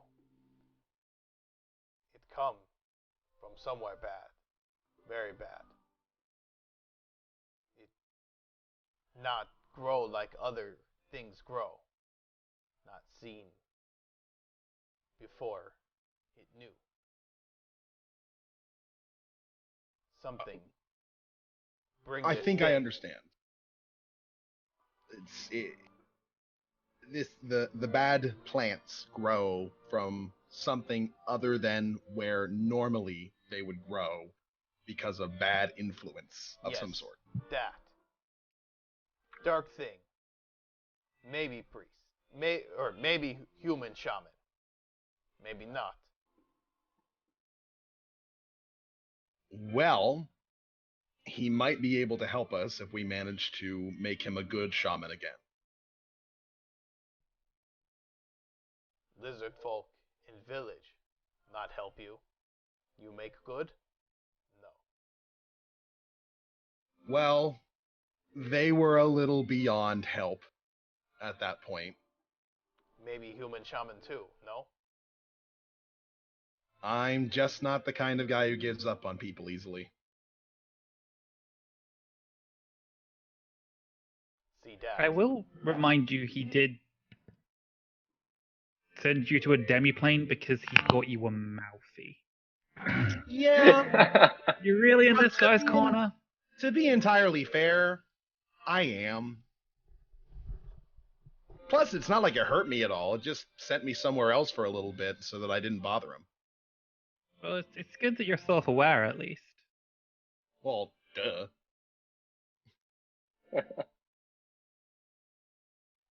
Listen, I get it. He's not exactly the nicest of guys, and obviously with the whole bad influence thing, he's probably worse than he maybe normally is. But I'm thinking killing him probably a last option. Try other things first. Like I said, I'm willing to kick him in the nuts as many times as it takes for him to be willing That to give up might this not be what does it. I'm not sure. But it can't hurt. Well, it will hurt him, but it can't hurt to try. It's all possible. I just want to make sure the death option is the last option. That's my goal right now. I mean, but You like from their perspective, death's kind of always the last option. So you all look very bad. Oh, that hurts. I think No. I'm pretty handsome. You are. Oh, thank you. She points to the cuts and bruises on the various members of your group. Oh, those, yeah. You know climb in cave. Probably not, You but die. we can. Oh. What do you propose? You rest, prepare, before go in cave. Words of shaman. She points to her head. Well, yeah, that was kind of the plan. We were going to camp out in front of the cave to make sure he doesn't exit before we go in. But if you have someone keeping an eye on it, then fine. No, you go if best. Fish? And she points back to the fish hanging in nets. You need food? I mean, couldn't hurt to have at least a little bit of chow. I like food. She signals to some of the lizardmen and they bring over some cooked fish and drop it in front of you. You take. Be safe. I'm gonna start munching on some fish while we walk then. Gerard's not touching the fish. He doesn't touch it. As far as he's concerned, it's probably poison. So, You you know. you sustentate yourself entirely on alcohol anyway. So. So he's pulling off some rations. Blackmaw and tribe, we grateful. Return village. Hey, maybe this means something in the future. If your tribe has an issue, talk to the humans before attacking them. We are capable of reasoning. Humans, very soft. Yeah, but there's a lot of them. Lots of lizard, too. More humans than lizards. If you approached us, you were not trying to kill us. We talked. We helped you. In the future, maybe keep doing that. Maybe. Some human, very tasty. Sometime. And she smiles. I'm sure Vizier tastes good, but it worked out well for you this time. Is good. We not take village. We pleased. Thank you. Okay, that's probably the best I'm gonna get. So It's a good start.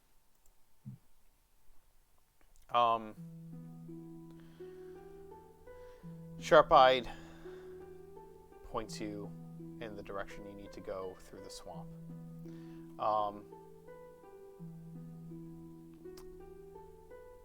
So Gerard kind of leans in, and he's remind me again. I remember that who saves a village from the lizard people, and that would come with free room, free board, free wine, free women, all those things that I enjoy. Why am I now going to a cave? Because we kidnapped a priest and he escaped, and if he alerts the authorities, we might be in trouble. I am going to the cave to kill the priest. Apprehend, kill as a last resort.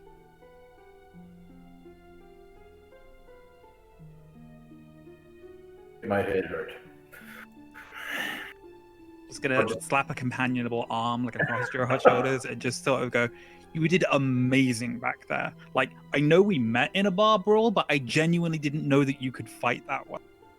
Yes, I am quite outstanding, am I not? I mean, yeah, I'll be honest. You did most of the work on that front. All I did One was little bit of distract a advice, couple if I could give it, I've got an idea for how you could make your footwork just that little bit better.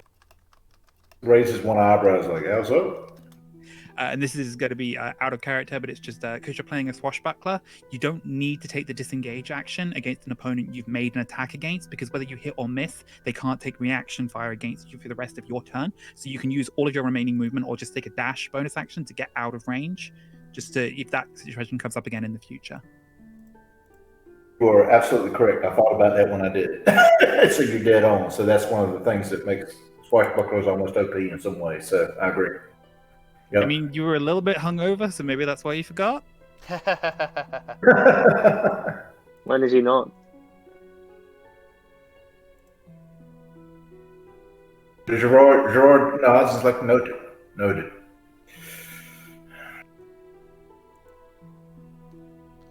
But once again, he's the whole time we're walking. I mean, he just, he never takes his eyes off Sharp-eyed. He does not trust these lizard people at all. If it was up to him, we would have slaughtered the entire village. Well, I'm glad it's not up to him then. All right. So I am going to need a survival roll. You'll have advantage because Sharp-eyed is leading. But whoever has the highest survival, if you can make a navigation check for me, Mine's a not- 3. I'm not proficient in 2. survival, but I am proficient with navigator's tools. Could I use those to sort of help, like looking by the stars to guide us? The stars are incredibly hard to see, like get a clear shot through the thick tree cover of the forest.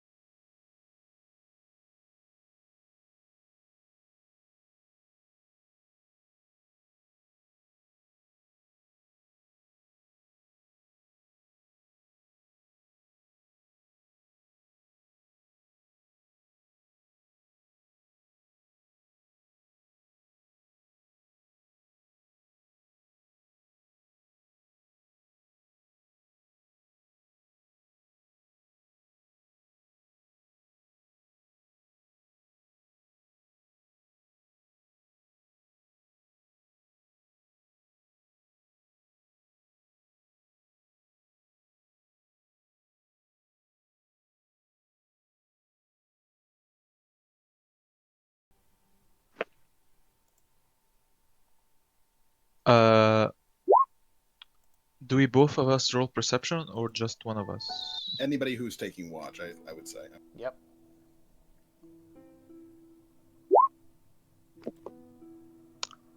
Okay.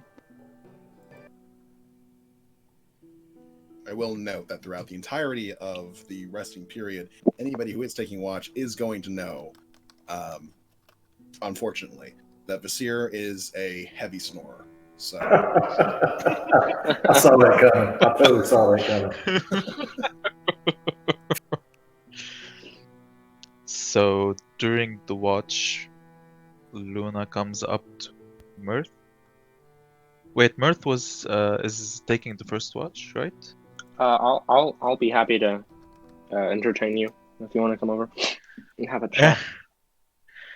Yeah. She asks Mirth, Have you seen the lady? Have you seen her?" The The lady, yeah, yeah. I've seen her, plenty. Yeah. Wow. What is she like? Oh, well, she's great. Very nice lady. Very warm. Very loving. If I had the We're chance to, I'd totally go to speak to her again. You know. we're talking about the Raven Queen, right? Oh, yeah. The lady, the Raven Queen, of course. Yeah, I have her right here with me, and I kind of uh Is paw he being through honest? the. Can I'm I being very. judge? I have no idea who you're talking about. Go ahead and And I'll make an paw insight and through. a deception roll. Post I'll chance. paw through the vast selection of holy symbols before finally coming to a stop on what is an owl amulet and kind of hold it up for him to see. Oof. Yes, that's wrong. He's not. He is not deceiving you at all. You know he has no idea what you're talking about. Also, Gerard, you rolled persuasion instead of perception. Oh, damn. Okay. Well, I haven't had that much to drink tonight, I swear. All right, let's see here. There you go. There we go. Oh my god. Well, that's really good. She tells him, "You have no idea what you're talking about." Well, now I do. I know her name.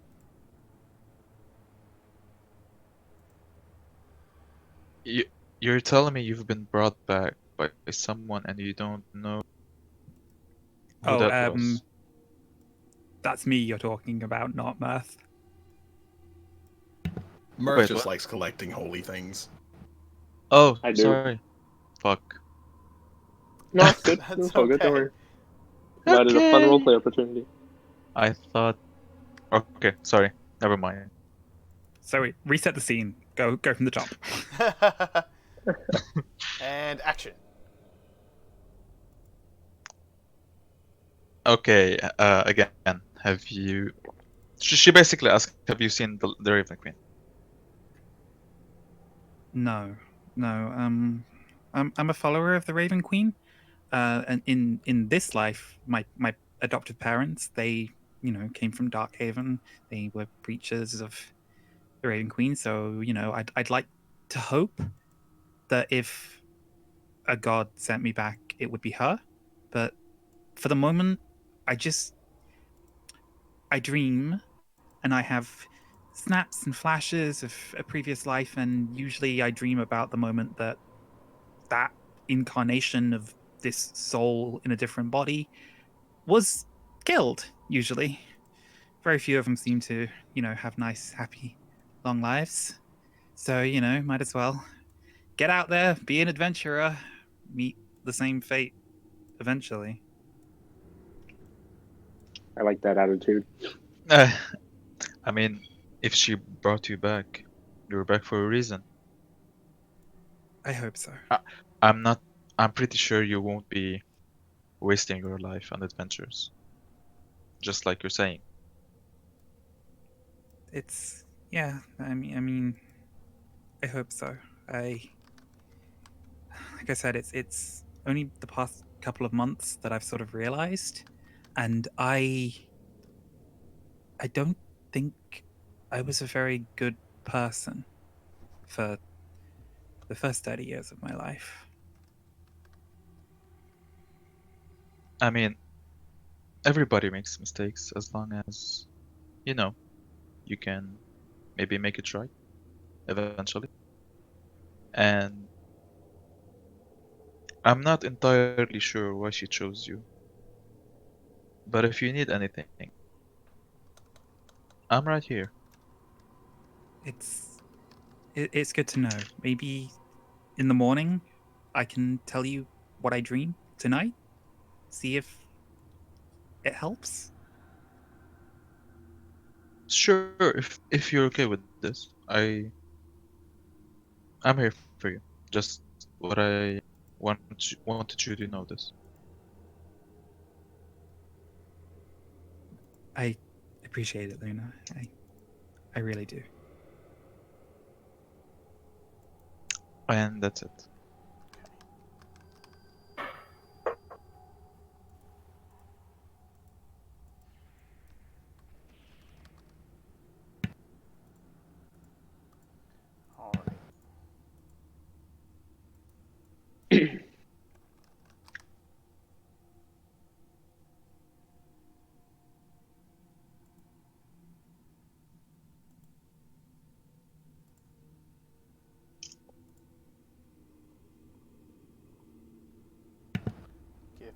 GM is over there plotting something. I am.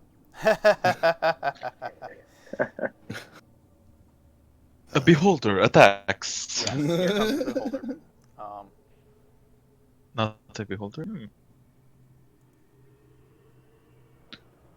A Step purple away for worm. like 1 minute. Be right back. Go for it.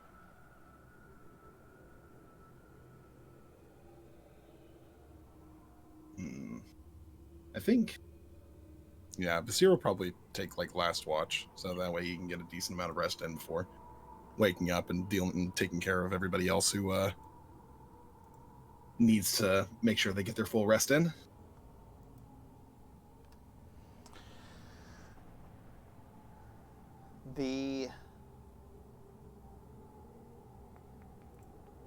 Looking over your perception rolls here.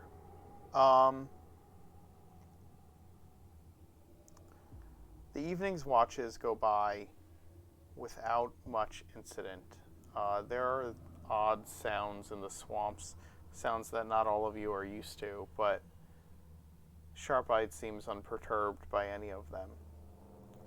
You have kind of made camp in a large hollow of a tree that you have found. A huge, huge like bayou tree that has this large hollowed out area. And other than the moments of conversation throughout the evening, there's very little that happens.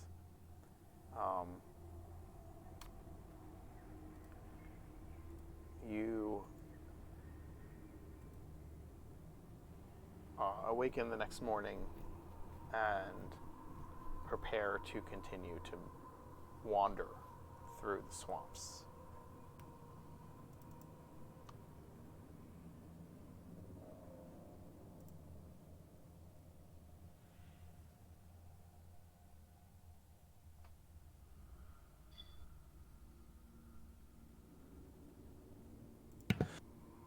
All right. Everybody got a good rest, right? Nobody has any sort of issues. We didn't get attacked in the night. Nobody told me. Like, everything's good?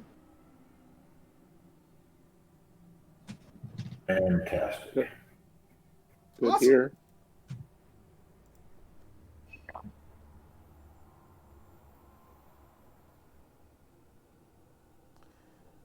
All right.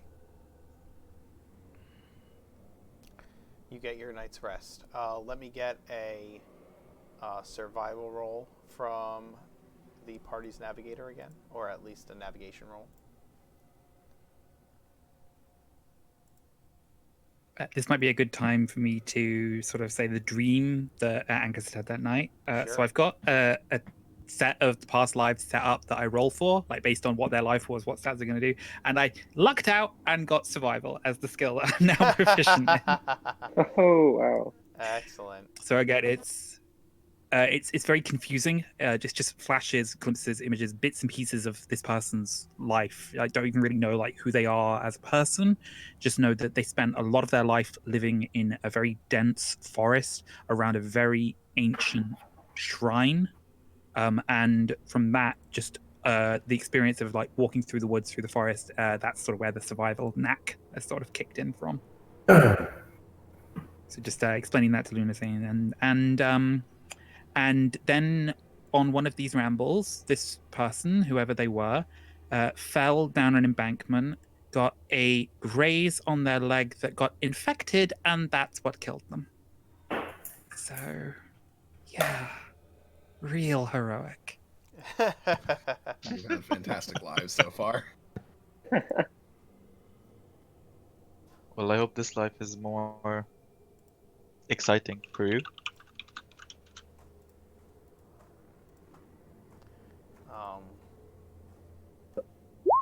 Hold on one moment. Okay. All right.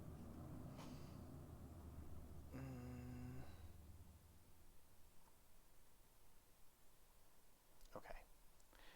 So yeah, you make your navigation check. And got a 21. That's pretty freaking epic. It should be a 23. I forgot to update it on roll 20. But... Okay, so it's a 23. You are.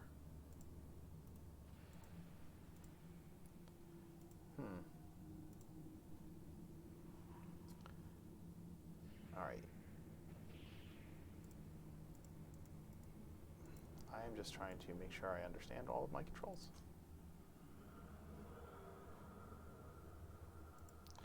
You are moving through the swamp pretty steadily now, avoiding the deeper areas of water and following Sharp-Eye's sense of just kind of Sharp-Eye's commands and your survival skills. You're able to pick out the best and driest and fastest way through this swamp. You feel like had you not remembered this skill from a past life, you would have taken far longer to get through this. This terrain is incredibly difficult to cross, but your newfound skills make it capable for you to move rapidly through this terrain.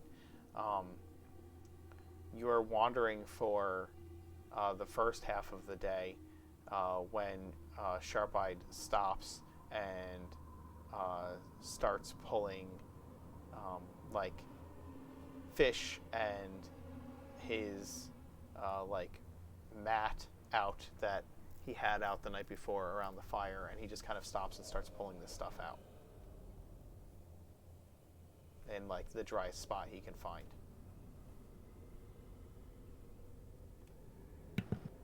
What you got over there, Sharp-Eyed?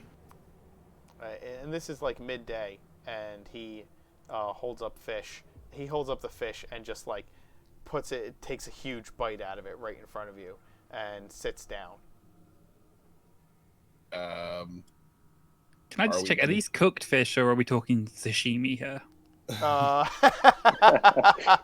It's a smoked fish. It's a cooked fish. He points. Sharp-Eyed points up to the. Points straight up, and you can see that the sun is in the middle of the sky.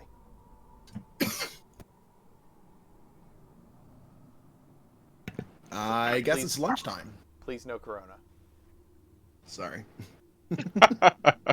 Less Corona, more cigarette, tobacco, tar nonsense in my throat, so. So he stubbornly sits and starts eating. And after you kind of spend some time eating, he eventually starts packing his things up to get moving again.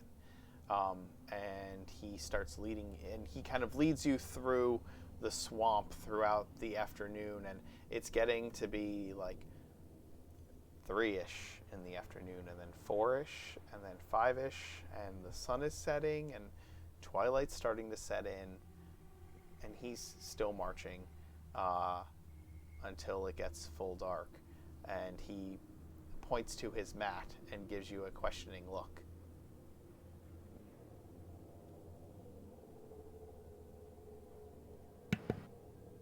Something the matter? He points at the sky. What do we see? It's dark. Nap? It's getting dark. You've been traveling at this point you traveled for like 4 or 5 hours, stopped. He made you stop to eat lunch, and then you've traveled for another 4 or 5 hours, and now he is taking out his mat and pointing at it and pointing and like waving to the dark sky above and pointing at the moon, and giving you a questioning look. What do you think, guys? Think we should continue traveling during the night, or what? Does Sharp-Eye look like? All right. So, the first question, I got a question from Mirth and a question from Angus. Let me hear them again separately. You can go first. I think yours is more important. Just sort of a general question towards the rest of the group, saying, are we confident that we won't be attacked if we choose to carry on in the middle of the night? I mean, some of us can see in the dark, and some of us are blind as bats as soon as the sun goes down. Which would include me.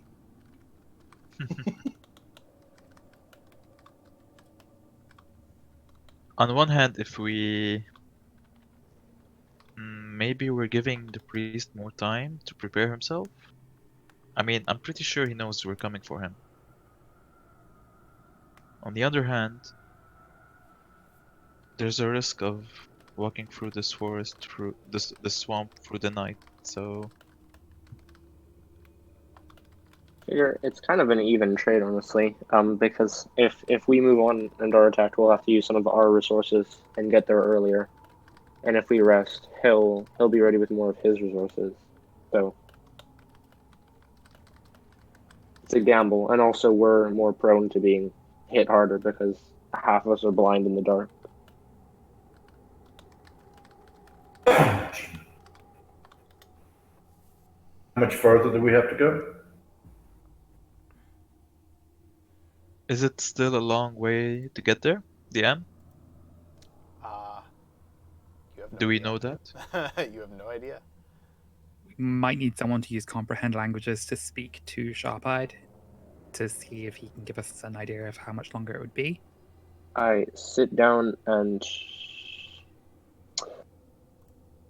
I don't need to do one.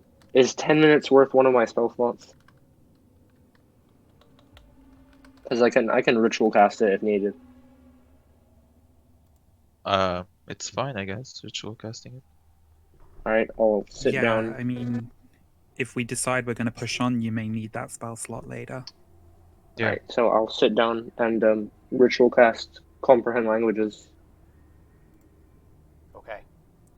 So Sharp-Eyed, as Sharp-Eyed sees you sit down to begin your ritual, he puts his mat down and shrugs and starts getting ready to eat and rest. Not really understanding that you are only sitting to perform a magic ritual. But after That's 5... fine. He's gonna have to wait anyway for us to get done with the ritual. Yeah. So you take the time to cast it, and then During that time, can we just look around if there's, yeah, give me keeping a safe perimeter? give me a perception roll. Perception.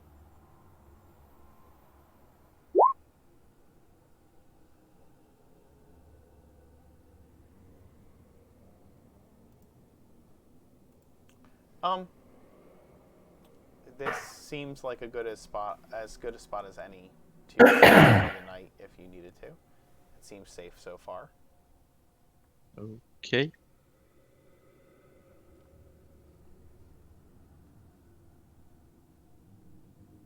We'll just Alright. wait on the ritual then. Okay. Yeah, assuming no further interruptions, I'll stand up and kind of stare down at him until he stands up as well.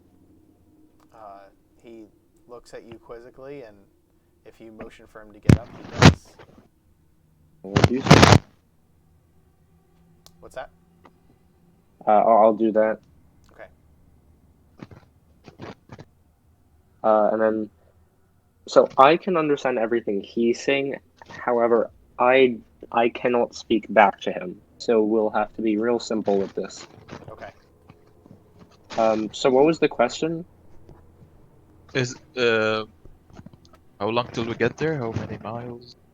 Are we there yet? Can I try and sign out, like, how long until cave, and kind of do like a stretching motion with my hands and do a little finger walking thing across my arm? Okay. Give me a what would this be? Performance? Yeah. Give me a performance roll. That's fine. That works. I'm a bard. Please be good at this. Yes. Oh, thank there you God. go. You're able to mime it out for him without words. You've never been one to enjoy mimes, but being a bard, you've been trained in the art. And he says to you in Draconic, and you kind of get a clear impression of the basic meaning. That he says 2 more days. Oh, Oh. okay. I'll just tell this to my companions Well, and it's then gonna be say, 2 so more I, days. I I'm guess we're not. resting. Yeah, I'm not. I don't think we should press ourselves that hard. He says, it would have been wise to know this beforehand. Well, nobody told us. You did not ask. It's implied. You just said, take us to him. Well, now we know. Not a big deal. It's fine. You do well in swamps. So far. Oh. Thank you. And he points to Angus. You know your way around. Why is it pointing at me?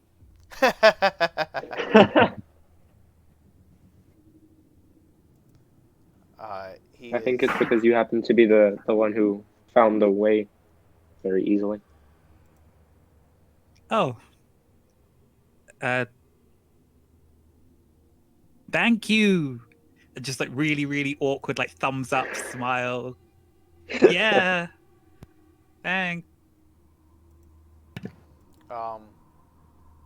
I forgot that he doesn't necessarily always understand what you were saying. So when Vasir was saying it was implied, he probably couldn't have responded to that very well. Yeah. But in any event, you are able to get a kind of a gist of the fact that you have about 2 days left on your journey. That at one point in the journey, the way gets very, very, very wet and deep waters, and that from there it will get much easier after that.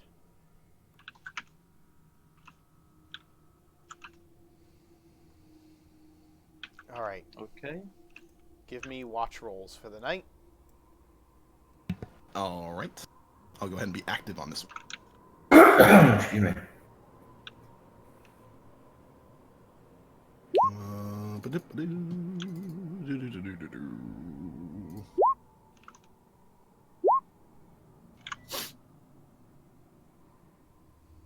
Okay.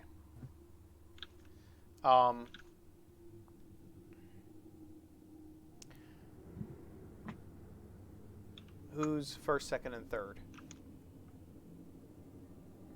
Tell me the order of your watches. I'll do first watch. I'll do second.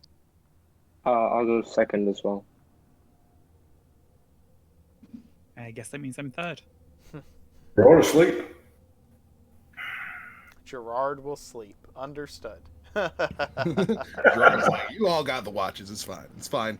Vasir did that with the last rest, so it's only fair. The two of you who are awake for the second watch of the night. Yeah. You are sitting around the camp, sitting around the camp, watching out into the darkness, and you begin to hear shuffling sounds. They're distinct movements. It's not like the movement of. It's not like you've heard animals in the brush. You've heard at this point. You've heard birds and things swimming through the water nearby. But this is a sound of like something like dragging itself through the swamp. All right, I'm gonna get a quizzical look at Luna, and then I guess I'll turn around and tap. I'll tap Angus because he seems the least obvious about everything, and I'll kind of whisper in his ear to tell him to get up. We got company. Just hastily trying to scramble to my feet and go, I can't see a thing. Okay, well, can you hear the sloshing? Okay, I'll try to go by ear. I guess. Just keep it down Oh. for now. I do have my Uh, rapier. Perfect. That's great. That's fine. And then I'll make my way around the camp, waking up Dupree and Vasir, and kind of slapping my hand over their mouth and then poking them until they wake up, and then giving them the shush gesture. Give me 1 second to react to this correct way. Okay, so he does not immediately punch you. Great. Wonderful news. Thank you. Luna takes out her shield and puts it between her and where the sounds are coming from. Just saying. Anybody have the ability to... Anybody have a torch or anything? I've got my rapier. 15 feet of bright light, 15 feet of dim light. If you stay close, we should be all right. I think that'll do it. Okay. Can I prepare a spell, an action, in case something attacks us? Absolutely, you can have a reaction ready. She'll prepare Toll of the Dead. Okay. And I will cast Minor Illusion to create the appearance of the stump of a tree in my space, and I'll crouch down into it. Okay. So I'll have full vision out, and to anyone passing by, it'll just seem like a log until they actually take time to look at it closely. All right.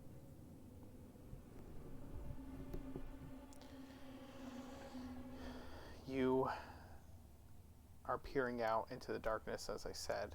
You said you have a torch out?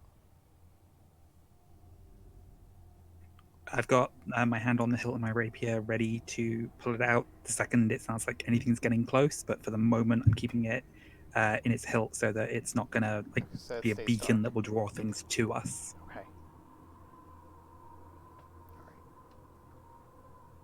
All right. You continue to hear these shuffling sounds in the night. This sound of like something very... Something is like dragging itself across the muck. This gross sound of like splorching vegetation almost moving through the mire of this swamp, and it gets it's like soft at first, and just this like swoosh, sploosh comes moving across, and you hear it louder and louder, and then it kind of moves. Then the sound, like, it gets really loud, but you still can't see anything. I'm assuming all of you are like waiting with bated breath in the darkness, and Yeah. And then the sound starts diminishing again and going off into the distance. This splorch, splorch, splorch sound as something like pulls itself through the swamp.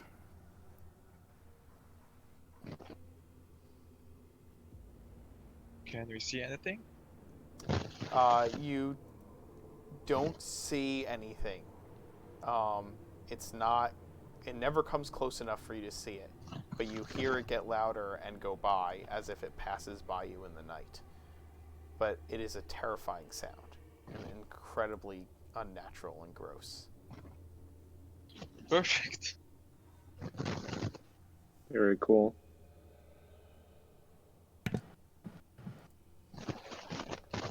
The next morning, you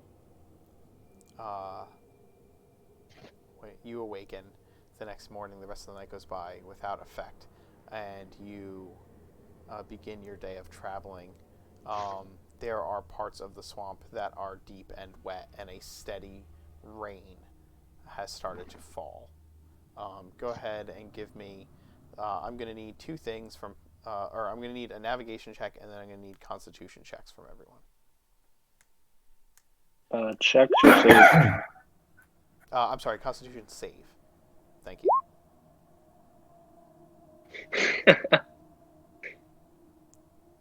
Poor Mirth. Death by rain. All right. So 1, 2, 3, 4. I am missing 1. There it is. Okay, so those are Constitution saves, and then navigation tools. Navigator's tools 22. Okay. You get to this part of the swamp that is nothing but deep water and very, very few like dry spots in between to take breaks. As you are traveling, the first thing is that before you reach this spot, you are traveling through the swamp and you see this place where the vegetation has been kind of dragged through by something large. Not huge like the crocodile, but something large.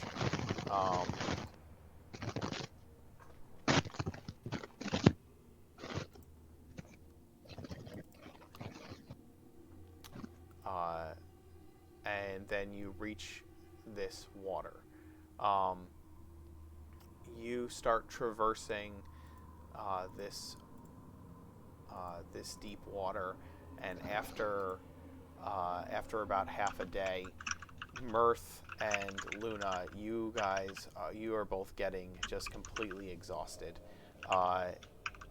You can push on and travel the rest of the 8 hours that it would take to continue to move through this swamp,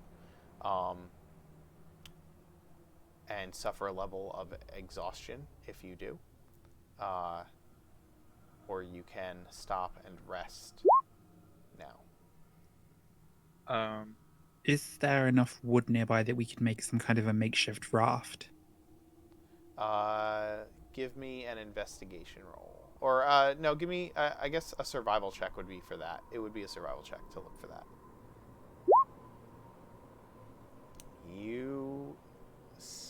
You're not sure, like, you're not sure how you would you could try and build a raft, maybe, but you don't know enough about how to build a raft, but like there's lots of wood around. You just don't know if it floats. You don't know if it's the right kind of wood or if how That's to the thing. lash I have it together. proficiency in water vehicles. I think it would be more that because it's a swamp environment, it's like these aren't the kind of trees that you would usually do any kind of manufacturing with. So it's just looking at them and being like, these could just collapse. Yes, they would. You don't think that they would do well for making a raft, and they're too. They're not like thick enough. Not too rubbery. So only 2 out of the 5 of us failed. So I'm down to push on if you guys really want to. But disadvantage on ability checks does severely cripple my out of combat capabilities as a bard. So if you guys are relatively confident that we'll be okay and you guys can fill in the other slots, I'm perfectly happy pushing on.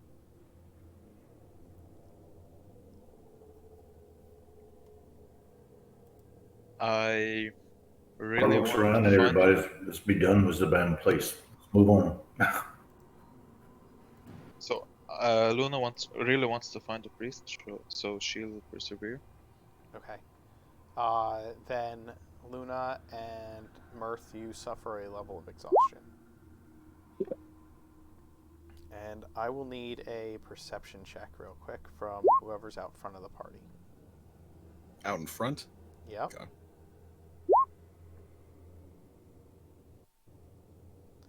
All right. The seer, you see that they're getting exhausted from swimming through this water. You also see up ahead this like overgrown mound of dry land up ahead.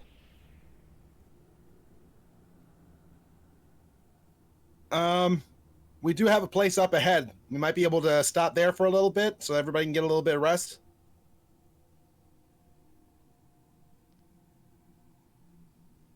That sounds good to me.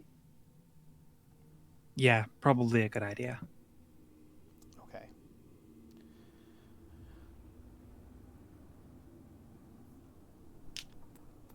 If anybody needs me to hold their hand, let me know. You travel to the dry land ahead where you can pull yourselves out and hopefully break for a short period of time.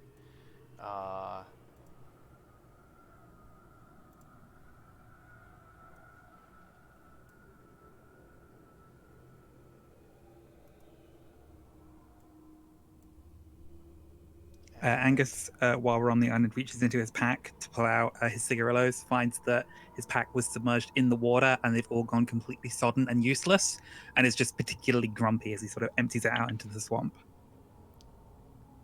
So you Gerard all... kind of looks over and chuckles because he's glad somebody else is pissed for a change.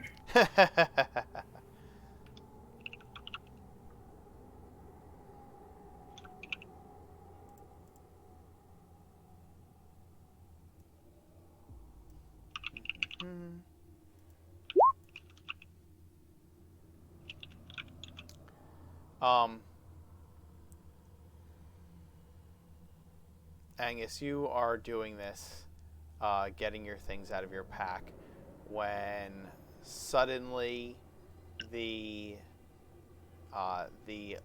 this large mound of vegetation that you guys have found sticking out of the water to rest upon, it suddenly attacks you and pulls you into itself. You take 18 points of bludgeoning damage as it engulfs you. The mound of just vines and growth come to life just out of it. Just looked like this dry land covered in vegetation that you guys could climb onto and get a rest, and you're sitting on all of this growth around you, and suddenly it just comes to life and wraps you up and pulls you into itself. We all Literally take the all of us? damage? All of us? No. Angus. I said Angus Okay. specifically. Okay.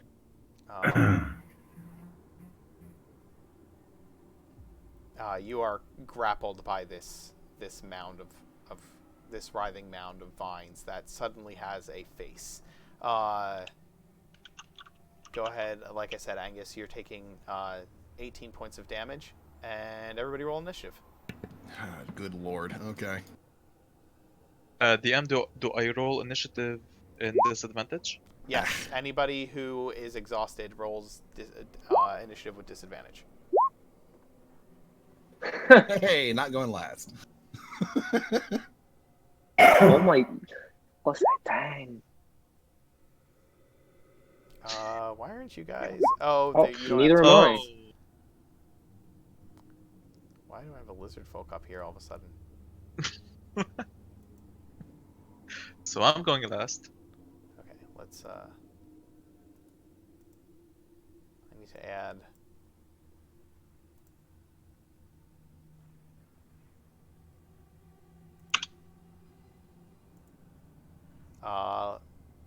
Okay. So Luna and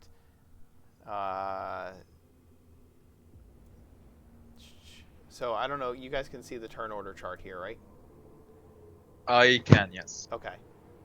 So if you are not in the turn order chart, I need you to click on your token and and add it to the initiative for me, real quick. And then just adjust your initiative roll if it's not correct. You click and drag it? Yeah, click and How does drag. it work? Alright, there we go. Vasir, you're also not on my initiative chart here.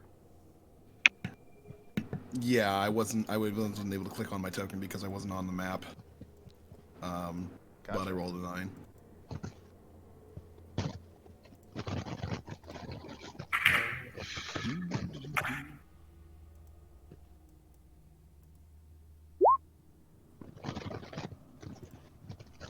Okay, so You rolled a 9, right? Yeah. Why didn't that not work?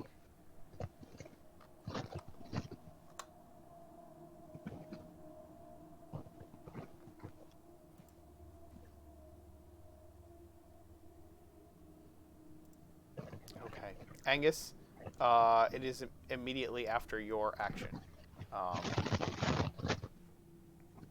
So I'm only grappled, not restrained. You are grappled. Yes, you are grappled. Oh, wait, I'm sorry. Golf by it. You are blinded, restrained, and unable to breathe. You have to... Oh no, what will I do? You have to make... I know. You have to make a Constitution save at the beginning of your... at the start of your turn. Constitution save. Oh, no, I'm sorry. At the start of my turn, you have to make the Constitution save, not at the start of yours. So is it just an athletic check to break out of the grapple? Yes, it is a athletics or acrobatics to try and escape the grapple. You are blinded and restrained. So, with that being said, I don't want that there. That's my notes. That's on the wrong screen.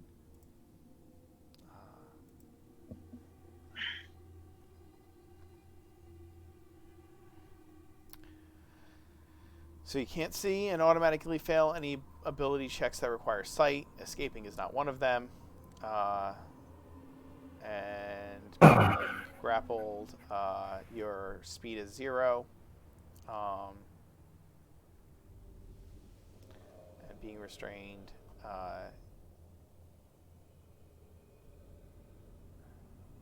attack rolls against you have advantage. Your attack rolls have disadvantage. And the creature has a disadvantage on a dexterity saving throw. So yes, it is just a normal athletics check, and you manage to break free of the thing's grasp. You pull yourself free, and you look at this creature that is before you, this large mound of vegetation, and you see that.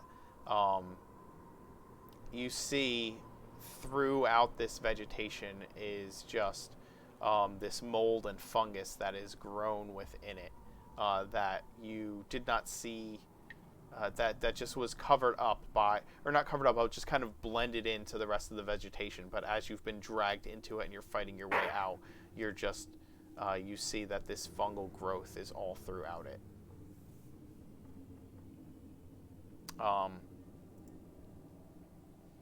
Okay. So I'm going to use a cunning action. Yep. To disengage, and I'll try firing off a grave bolt at close range as I sort of back up my.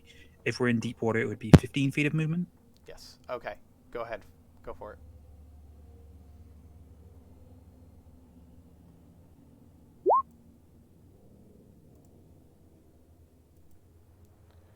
And that is going to miss because you have disadvantage when you're this close with the grave bolt, correct? Yep. Okay, so your grave bolt kind of flies wide as you rapidly move away from this creature as far as you can. Just sort of wading backwards, just kill this fucking thing. Vizier's very slow on the uptake. He has no idea what's going on. That's my excuse for him going last. Oh, almost last. That's So fair. okay.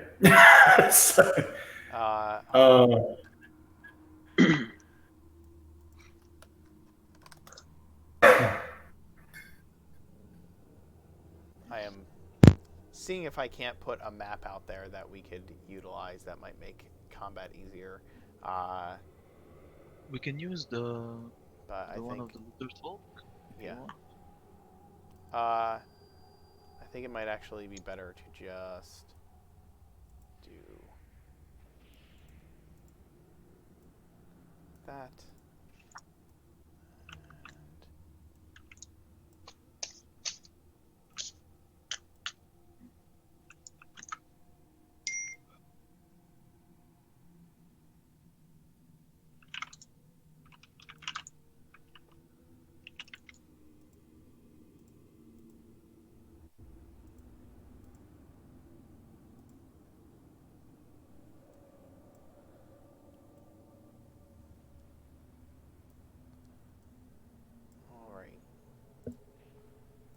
let's just do this.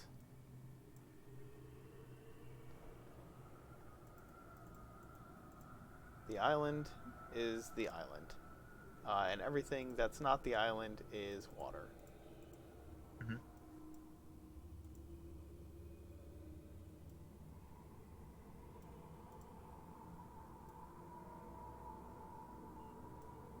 There you go.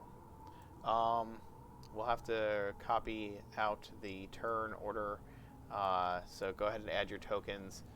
Some of you are on the island already. Go ahead and add your tokens, and then actually,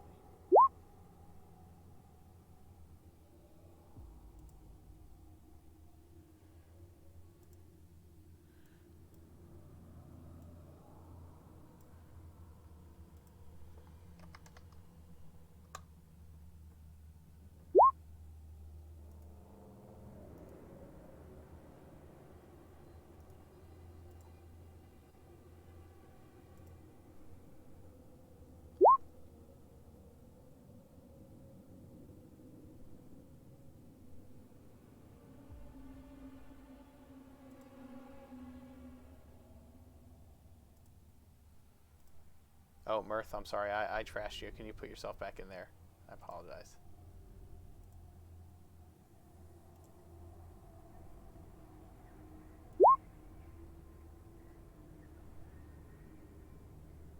There you go.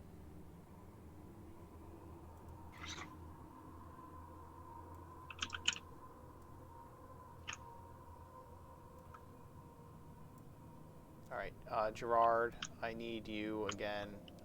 Go ahead and add yourself. How do you add yourself to the actual turn order? Just put your token on there, click on it, and Roll initiative again. roll initiative again. Okay, okay. I'm moving people a little bit to make it more accurate to what was going on there. Mine was 9, so. Yes. Original one was 11.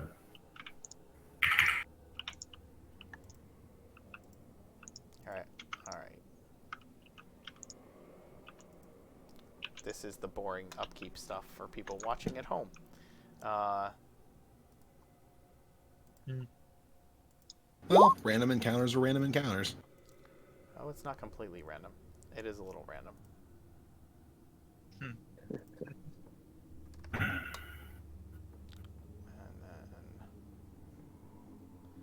we do need one lizardfolk token.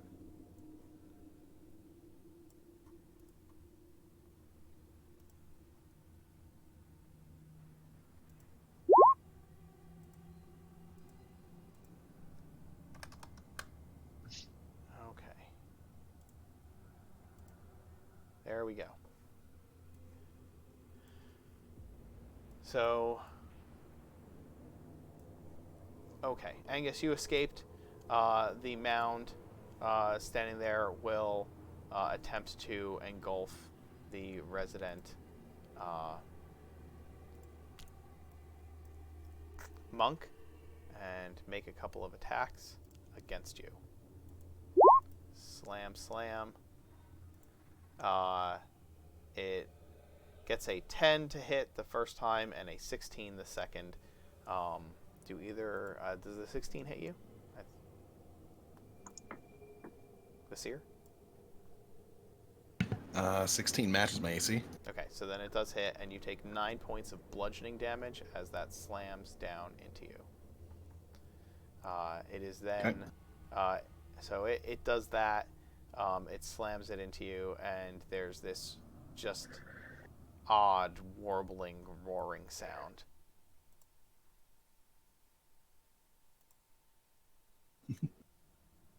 Sorry, you say odd warbling, and my first thought is Zoidberg. Futurama.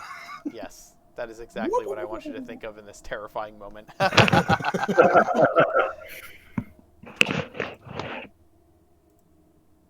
As this fungified plant monster tries to eat you. Gerard, what are you doing? I am stepping in and I am going to stab it. Of course. So Start cutting some vines. let's do it. There you go. There you go. You strike into it twice, into the writhing mass of vegetation, and you deal what, 14 and 7? 14 and 19, actually. Well, no. I only get a sneak attack once. only That's get a right. sneak That's right. attack 14. on Yep. one. I stand corrected. 14 and 21. So you had 21 total. 14 and 7. Okay. So you deal 21 total damage to it as you slash into this creature. And it seems hardly affected as you cut off. You just keep cutting off vegetation, and there's just more and more. And that brings us to Sharp-Eye's turn, and he is going to make 2 attacks against the creature as well. And he misses the thing with his first attack, but he kind of puts his shoulder behind his shield and slams into it, doing a little bit of damage to the thing, but mostly wanting to keep it away from him.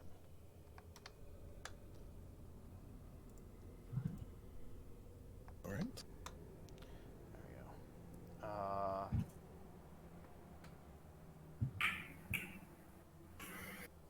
And Vasir, you are very aware of the thing's presence now that it's hit Yeah, you. very aware. Seeing Dupree next to me, I'm going to go ahead and do a little bit of a hot skip and a jump over here so that we're flanking it together. Absolutely. And then I am going to spend a key point for Flurry of Blows, which is going to be after my quarterstaff. Go for it. So that's going to be, all of these are going to be at advantage. So, bloop, bloop, bloop. For 13, 20 damage altogether. Yeah. All right. You slam your quarterstaff into it and then just unleash hell with your throw punches and kicks into this thing, dealing the 20 points of damage to it. But again, it seems hardly phased by your blows.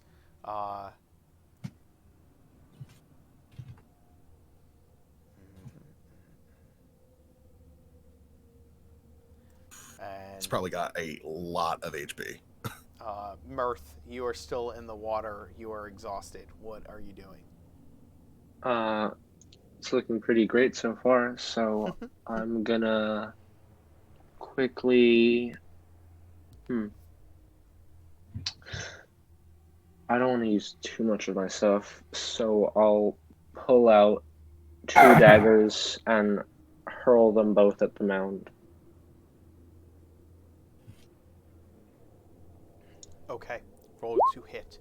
Ooh, the first one flies wide. The second one lands directly into the thing, dealing that 6 points of damage. And you're probably right to stay as clear of it as possible. Yeah, and I'll slog backwards a bit. Sure. Luna, how do you react to this island coming to life? Okay, she casts Guiding Bolt level 1. Okay.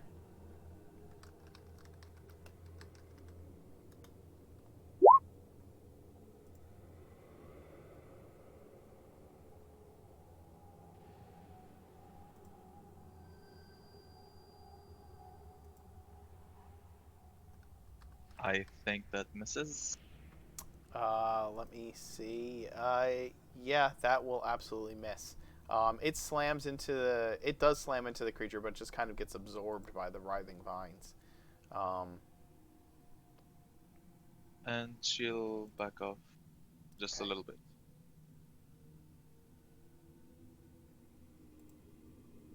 And that's it. All right.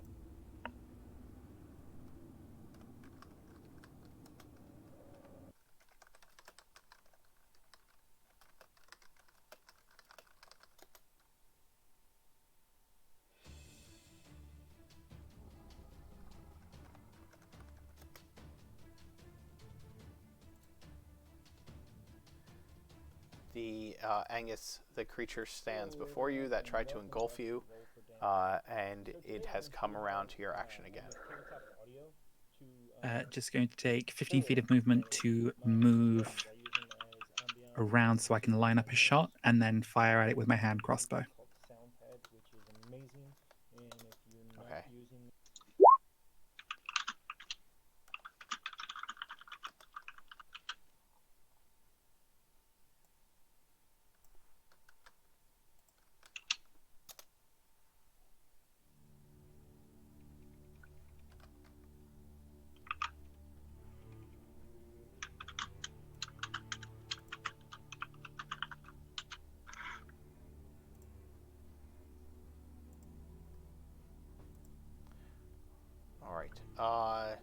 You do hit it with your hand crossbow as you line up the shot, and dealing your damage to it.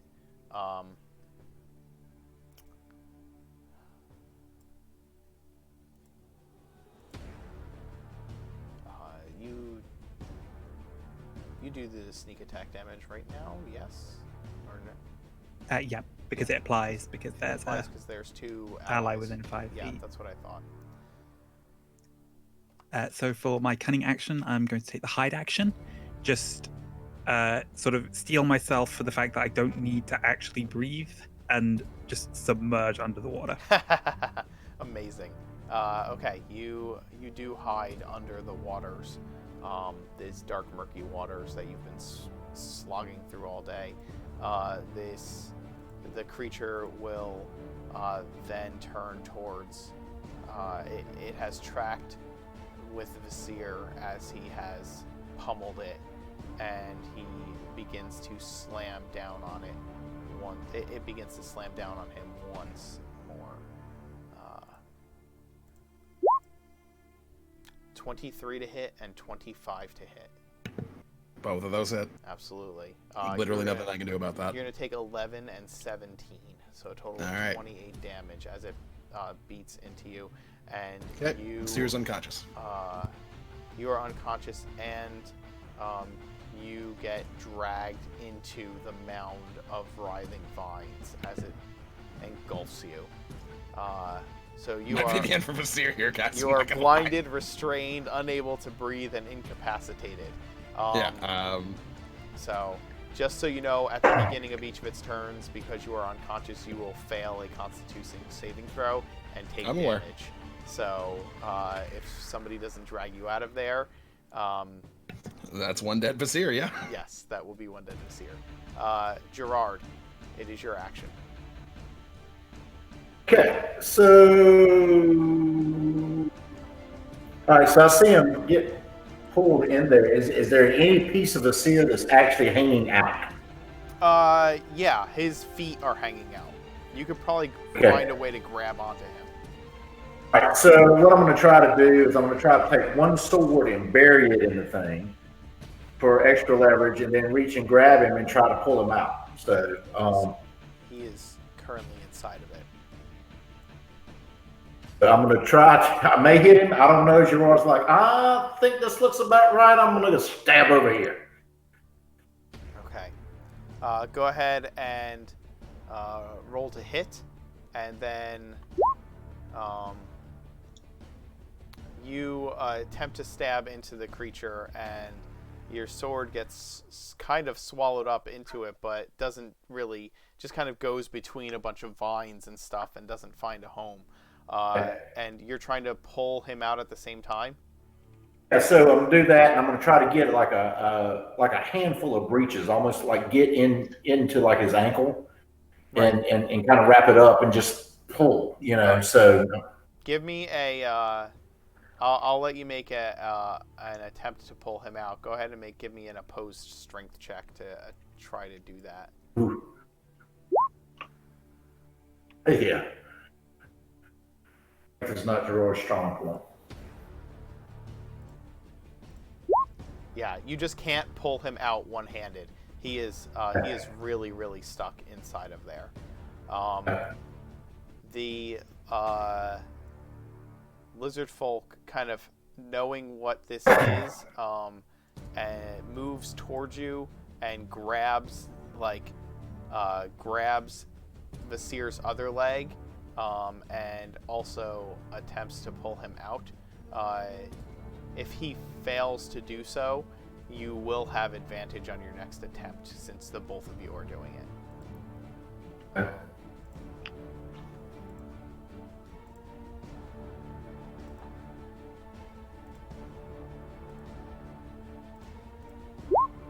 He rolls an 8, so he also can't can't get into the right spot to get him out of there. Give me a death save, Vasir. That's a save. That's a good start.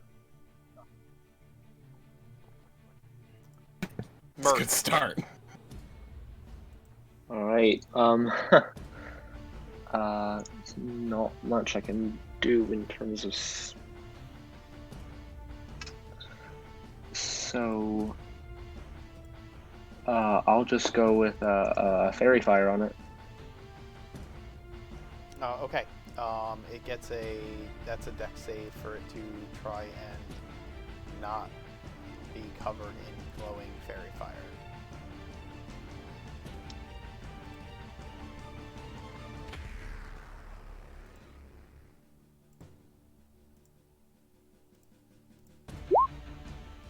It 13. 13 will fail. Okay. It is. And it is glowing. lit up in bright violet flames. And then I will use my bonus action to use Bardic Inspiration on Gerard. Okay. Cool. Gerard, you now have a D8. 6. 6. D6. Still a 6. 6. Okay. Technically speaking, shouldn't Vasir be hit by the fairy fire as well? Because if he's restrained, he auto fails any dexterity Yes. check, so the spell would have hit he him. is also glowing.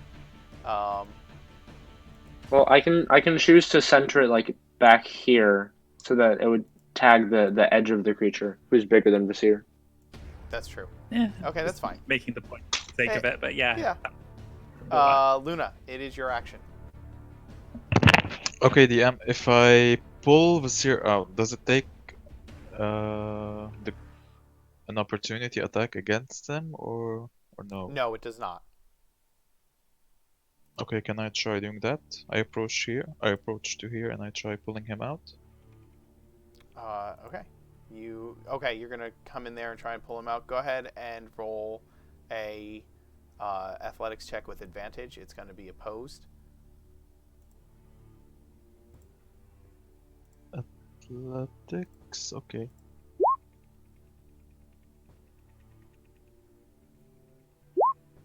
Yeah, you rip Vasir out. He is now going to be where you are. He is in your arms, or at least his feet are in your hands. Was it possible to drag while pulling him to place him behind me, or it doesn't work like that? I would allow you to. Well, where were you standing before this? I think I was here. Oh, yeah. Here? Yeah. Okay, so you. All right. Yeah, that's fine. You can put yourself between. You're gonna dump his unconscious body in the water.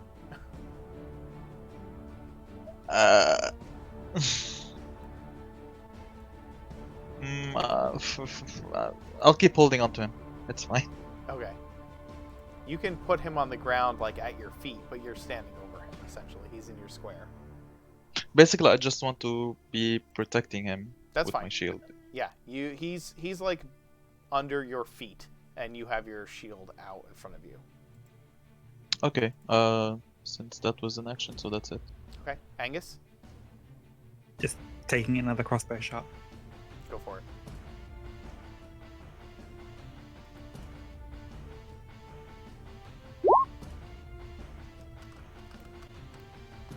Not great. Okay, I'm going to use a cunning action to dash back up onto the land and then fire off a great bolt. All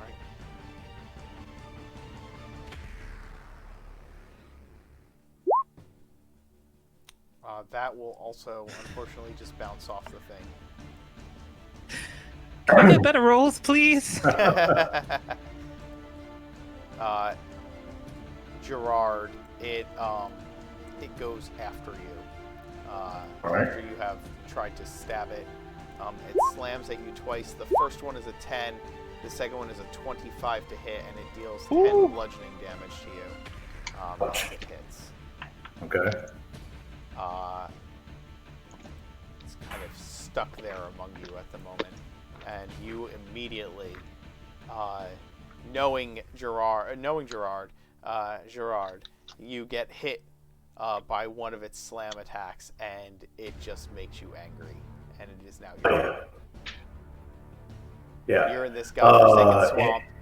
You don't know why. Yep. You're going to this stupid cave, and now you're getting attacked by a plant.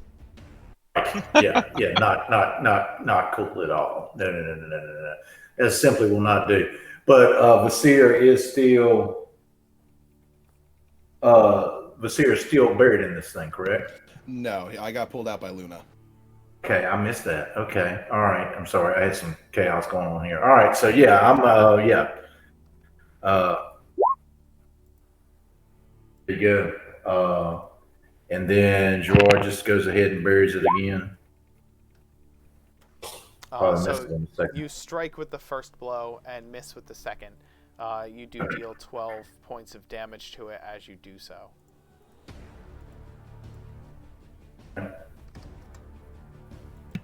It's very fired, so he has advantage on it, doesn't he? Oh, he does. So the second attack hits as well and does an additional 6.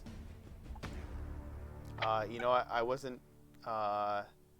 well, I guess it didn't really matter for Angus. No, it didn't, because that was I managed to roll the same number twice in a row. Yes, you did. Sharp-Eyed is going to round on the thing, so that it is, so that he is flanking it. He is a keen hunter, and he will make his 2 attacks with advantage. And he rolled 2 7s with his heavy club, missing with the first attack, but he does get a 17 hitting with the second one and dealing 8 damage with his shield. Vasir, death save, please. Death save. Boom. That is That's a fail. Ooh. Marked off. Mirth, your head's kind of... You probably rolled over when she dropped you beneath her feet, and you've rolled over a little bit, are breathing in swamp water. That's why you failed your death save. And Mirth, it's your action. Alright, I'm gonna call out to Luna. Elf, do you have the monk covered? Yeah, I got this. Alright, sick. Then I will use... I'll use Vicious Mockery on the big guy. Sure. Go ahead and give me a roll. You have to roll Wisdom save, Oh, yes, and I will you're roll for damage. completely correct. I am sorry. That was a really dumb thing for me to say. Alright, don't worry about it. It fails its save. And Alright. you do 2 points of psychic damage, and it has disadvantage on its next attack. It does. And then... fuck. And I will quickly pop... Is anyone injured other than Vasir? I'm pretty bad off. Alright, I will quickly run around this way. 1, 2, 3, and then use Healing Word on Angus. Okay. Thank you. Pleasure. Oh, it didn't go through. There we go, 6 for you. Alright. Luna, you are standing over Vasir, and you hear him kind of cough some gurgling water and beneath you. It is your action. Yeah, I cast Cure Wounds on him. Okay, you reach down. You have your shield between him and the mound, and you reach down and cast Cure Wounds. Go ahead and roll your healing.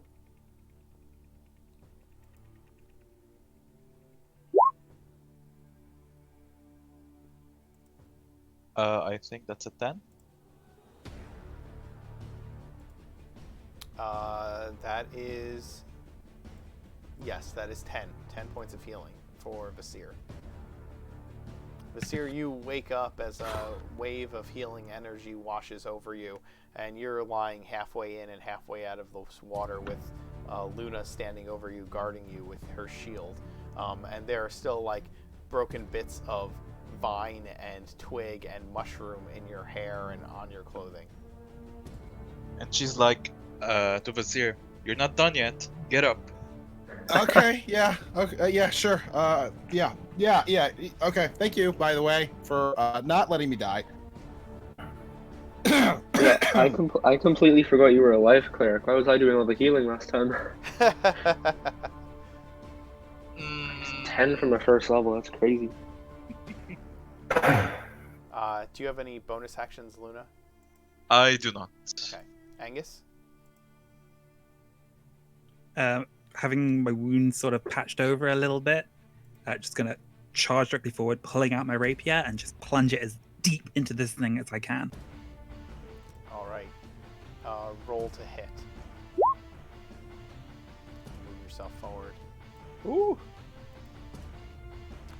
That will strike, and you deal 16 points to the thing. As you do, in fact, plunge your weapon as deeply as you can into it. It writhes around, just like vines and vegetation lashing out in every direction as you stab it. And it turns and slams at you. I was going to take a cunning action to disengage Oh, yes, of and course you are. move back out of its range. I'm so silly. Why would I think that a rogue would stay right there where it can get hit? I'm so stupid. I just say that once I guess had like plunged the hilt right down into it, just like stared down at roughly where its face is, and it's like, once you're dead, I'm gonna smoke you. Very nice. So those slams will come down on. Let's see, who heard it last? I guess the lizardman. So what's his armor class here? Okay. So the attacks come in and slam down at Sharp-Eyed, and Sharp-Eyed just bats them away with his shield the best he can and kind of gets out of the way as much as possible. And Gerard, it is your action. Right. So we're going to stay at it. And Gerard is, if anything, he's consistent when he gets pissed off. So. Yep. So that's a hit, and that'll do 18 points of damage with max damage. Nice. Because it is still fairy fired, so you have advantage. And the second hit will strike as well for another 5. So that's, I said 18 and 5 is... 23 altogether. 23. You take 2 devastating blows at the thing, and you, like, cut this huge swath of vegetation off of it, which rolls away and just kind of falls into chaff. And then you take a second huge swing at it with your other cutlass, and another huge chunk of vegetation falls and just kind of rolls into the waters around you. And there is just this, beneath these swaths of vegetation, you see this this beating mass of like fungus and this like beating mass of fungal growth right in the center, completely exposed at this point. And the thing is like shambling around in this like injured, dilapidated way. And the Sharp-Eyed lifts his club and slams it down on this beating mass of fungus and smashes it into nothing. The thing kind of just splatters in the midst of it, and the entire mass writhes in every direction for a moment and then falls still. Very cool. Ah, looks like I didn't have to do anything after all. Whew. Whew. And I need those of you who are exhausted. I need you to make Constitution saves. Oh no. I'm assuming Gerard's just kind of walking around it. We've never seen him. I've never seen him. Oh, that's better. With the disadvantage, right? No, it's a saving throw. It's not on abilities. checks, not Yep. saves. Oh.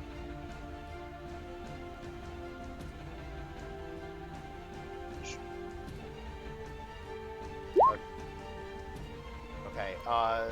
Luna, you suffer another level of exhaustion from fighting while exhausted. Okay.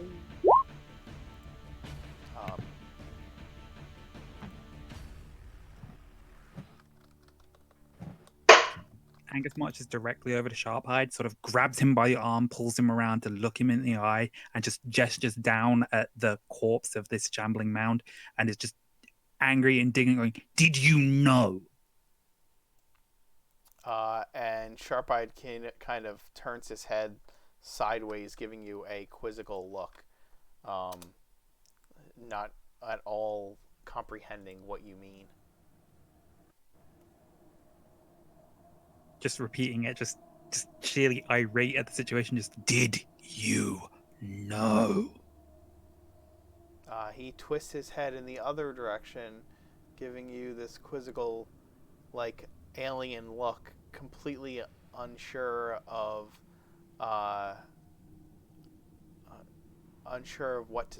what it is, and he kind of like kicks at it and shrugs.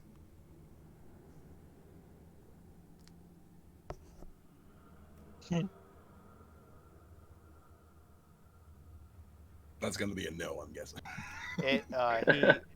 He gets down on one knee, looks at the mound of fungus that he had slammed and smashed into nothing, and looks up at you, Angus, and kind of forces or croaks out this word that he's heard Black Maw say over and over again the last few times you've met with her. Bad. Gerard takes a couple steps and kind of to the side over the shoulder of Angus and is like, "Bullshit.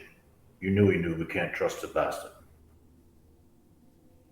It just seems weird, is all, that it's taking much longer than we thought to reach.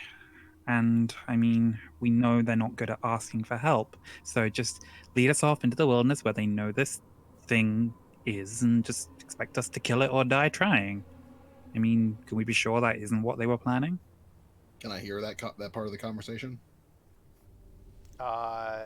Are you two whispering to each other or just talking? I'm kind of, yeah. I mean, not like, but yeah. I mean, definitely under his breath, kind of whispering into his ear. I mean, into his ear a little bit. Yeah. All right, Vizier, give me I'm fully taking advantage of the fact that Sharpeye doesn't understand common and just irate ranting. So, yeah, you would heard everything. So, Vizier, yes, you hear. At the very least, I'd hear that bit.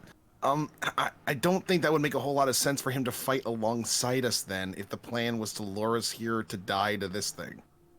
Not to die to it, but that they wouldn't have cared if we had. Like, we know the fungus is a bad thing. We don't know for sure they didn't already know that. And this thing's definitely infested with it. How do we know this isn't the source? Well, okay, let's look at this reasonably just for a second. They sent Sharpeye with us so that he could lead us to the cave in the quickest fashion possible. Now, that is taking a while, but we didn't really know how long it was going to take us to get there in the first place. So, you know, that's kind of on us for not knowing ahead of time. Secondly, if they wanted us to just go off into the wild and die, why send a guide? Especially one that's going to fight alongside us if we come across any dangers. None of this makes any sense if their plan was just to send us off to perhaps die and it would be okay if we did. Sorry, just a little on edge. You don't usually expect a freaking plant to just... Guessing that's because your smokes are all wet. I don't think this thing is safe to smoke. It's but okay. I have a replacement. I'm just gonna dig down and just cut some of it off. Okay. I mean, give it a couple of days in the sun to dry. I'll try it. All right. You can put into your inventory that you have a clump of shambling mound. Oh, yummy. In the meantime, I think I could use a little bit of rest from having almost been, I guess, eaten. I'm not entirely certain. Yeah, Luna comes over here and kind of collapses, perhaps. She just sits down on the island. Gerard's mumbling about, we'll never Very, get there. very If we keep exhausted. stopping and having to rest, we should just kill the lizard and be done with it. I mean, just For somebody who almost He's pissed. single-handedly took down a giant crocodile, you complain a lot. Gerard just kind of looks at you and he's, seriously? Serious? Look, you came with us in the first place because, well, for one, saving the town probably means we're going to get free food, free booze, free drinks, free everything for a good while. So that's good. Number two, solidify a reputation. That's probably going to be good for you moving forward. Number three, probably might result in finding some sort of treasures at some point. Who knows? Lots of different reasons. You decided to come with us, and now every single step of the way, it seems like you just really don't want to be here. I leaned in a little bit. I was like, are you always just fucking optimistic? Yeah. And then you sit here and you have the nerve to talk to me about how many times have I bailed your ass out over the last few days? And for what? You promised me free wine. Where's the wine? I kind of bailed you out of a couple situations too. Got you away from the first zombies that we came out of. I prevented all the rest of the zombies from being able to gang up on us during the croc fight. You had it under control. You have a high opinion of yourself too. Has anyone ever told you that? Yeah, but I usually keep it grounded in what I've actually accomplished. Oh. Gerard kind of raises his eyebrow and he says, was that a slight? Not really, because I don't really know where your high opinion of yourself comes from.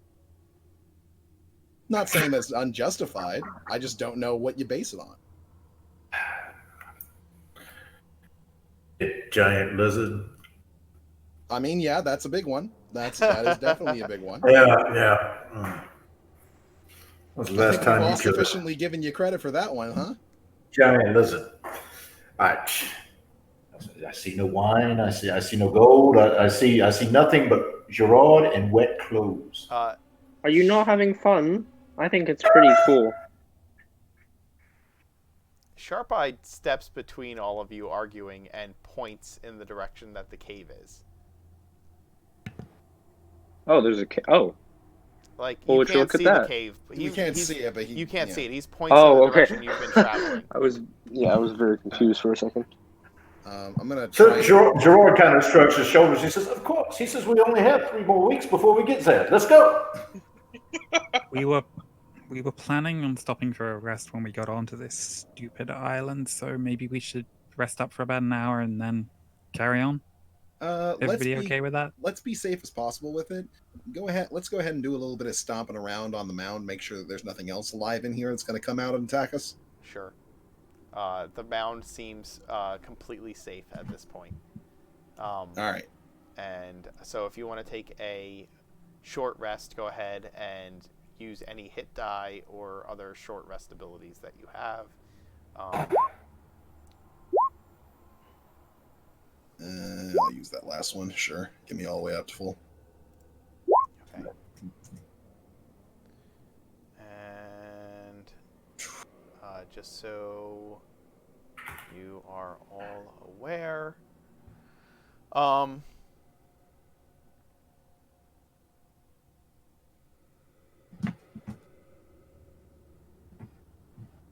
so Luna's speed is halved at this point. Also. Yeah.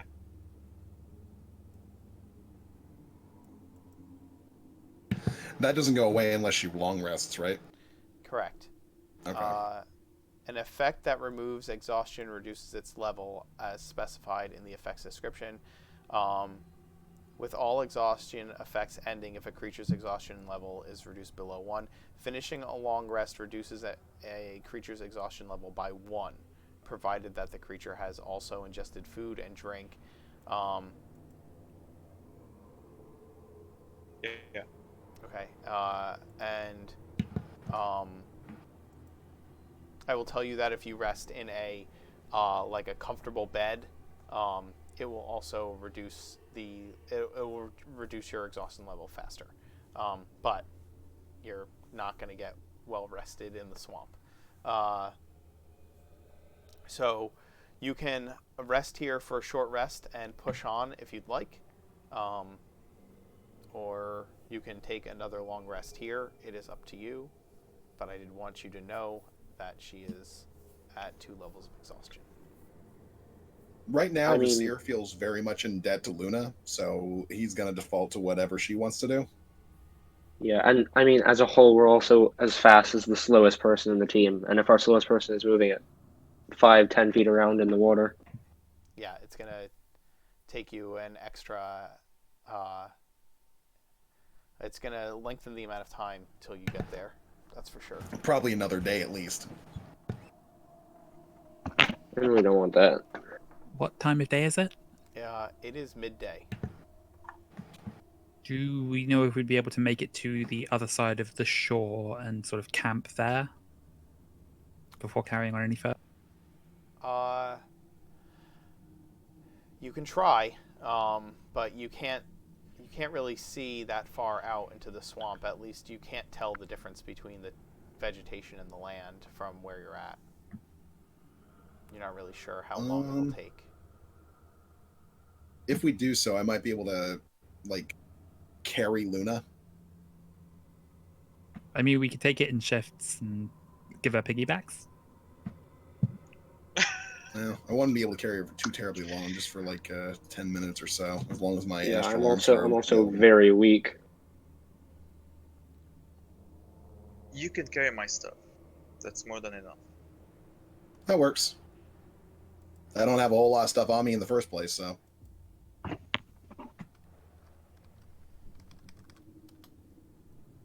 She's like, sorry for the delay. It's no problem. I mean, you did kind of save my life, so I can't really be mad at you ever. All right. So what's the plan here?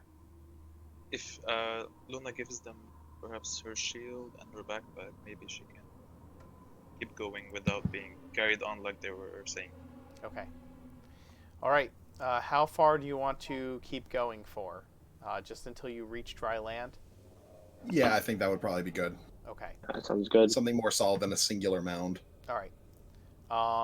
You go ahead and travel through the water for about 2 more hours, cutting the journey short by a couple of hours for the day, and only traveling 6 hours instead of 8, and moving at a slow pace, which kind of helps to keep your exhausted companions from falling further into exhaustion. You reach dry land and you rest. The next day's travel, similarly to what the lizardfolk had told you, is much smoother. Luna, you are at 1 level exhaust. There you go. And Mirth, you are at 0. The next day of travel moves by rather quickly, and you can, if you want to push the 2 hours to try and get to the cave to make up the time for the day before, you can do so. You'll have to make a Constitution save to make sure you don't exhaust yourself pushing yourself, but it will be like an 11 DC to do so. I'd say we play it safe. Okay, so you rest 1 more night and then get there the next morning. Yeah. that next day, travel, like I said, travel is smooth sailing, and you reach the cave. Luna, you are no longer exhausted by the time you get there. You've spent a couple of nights resting, and the ease of travel over the last day has helped. And there, where they said it would, or at least where Sharp Eye said it would be a couple of days earlier, is a they said it was a cave, but it looks more like a hole in the ground. There is a slight rise of rock over it that makes it a cave entrance, but mostly it is a very steep downward path into dirt and rock and swamp. It looks wet and slick and black and muddy inside of this hole, and as you peer down into it, it is just dark, and there is a feeling of wrongness emanating from it. And we will end our game there for tonight, and the next time we meet, you can descend into this deep, dark hole in the ground, and we will call it there. Are we pretty close to leveling up, out of curiosity? What's that? Are we pretty close to leveling up, out of curiosity? Yeah, I was going to say you guys can go up to level 4 after Awesome. tonight. Hey. Awesome. You guys killed a giant zombie crocodile and a shambling mound. So go ahead and level up to level 4. And you are, again, we're going to end it here. Did you guys have fun? Blast. I hope those of you loads. out there in Streamland had fun. I think we're the only ones left in the chat, but you know, there might be some people. Hey, all good. And yeah, thank you for joining us. Well, take care, guys. Thank you so much. I appreciate Yeah, it. of course. It was a pleasure as always. Any of you Thank you once again for playing. still watching? I will be streaming again tomorrow night with my Wednesday night group. It is our first session, so please feel free to join us. And this should be up on YouTube tomorrow. You can follow me there, follow me here on Twitch as well.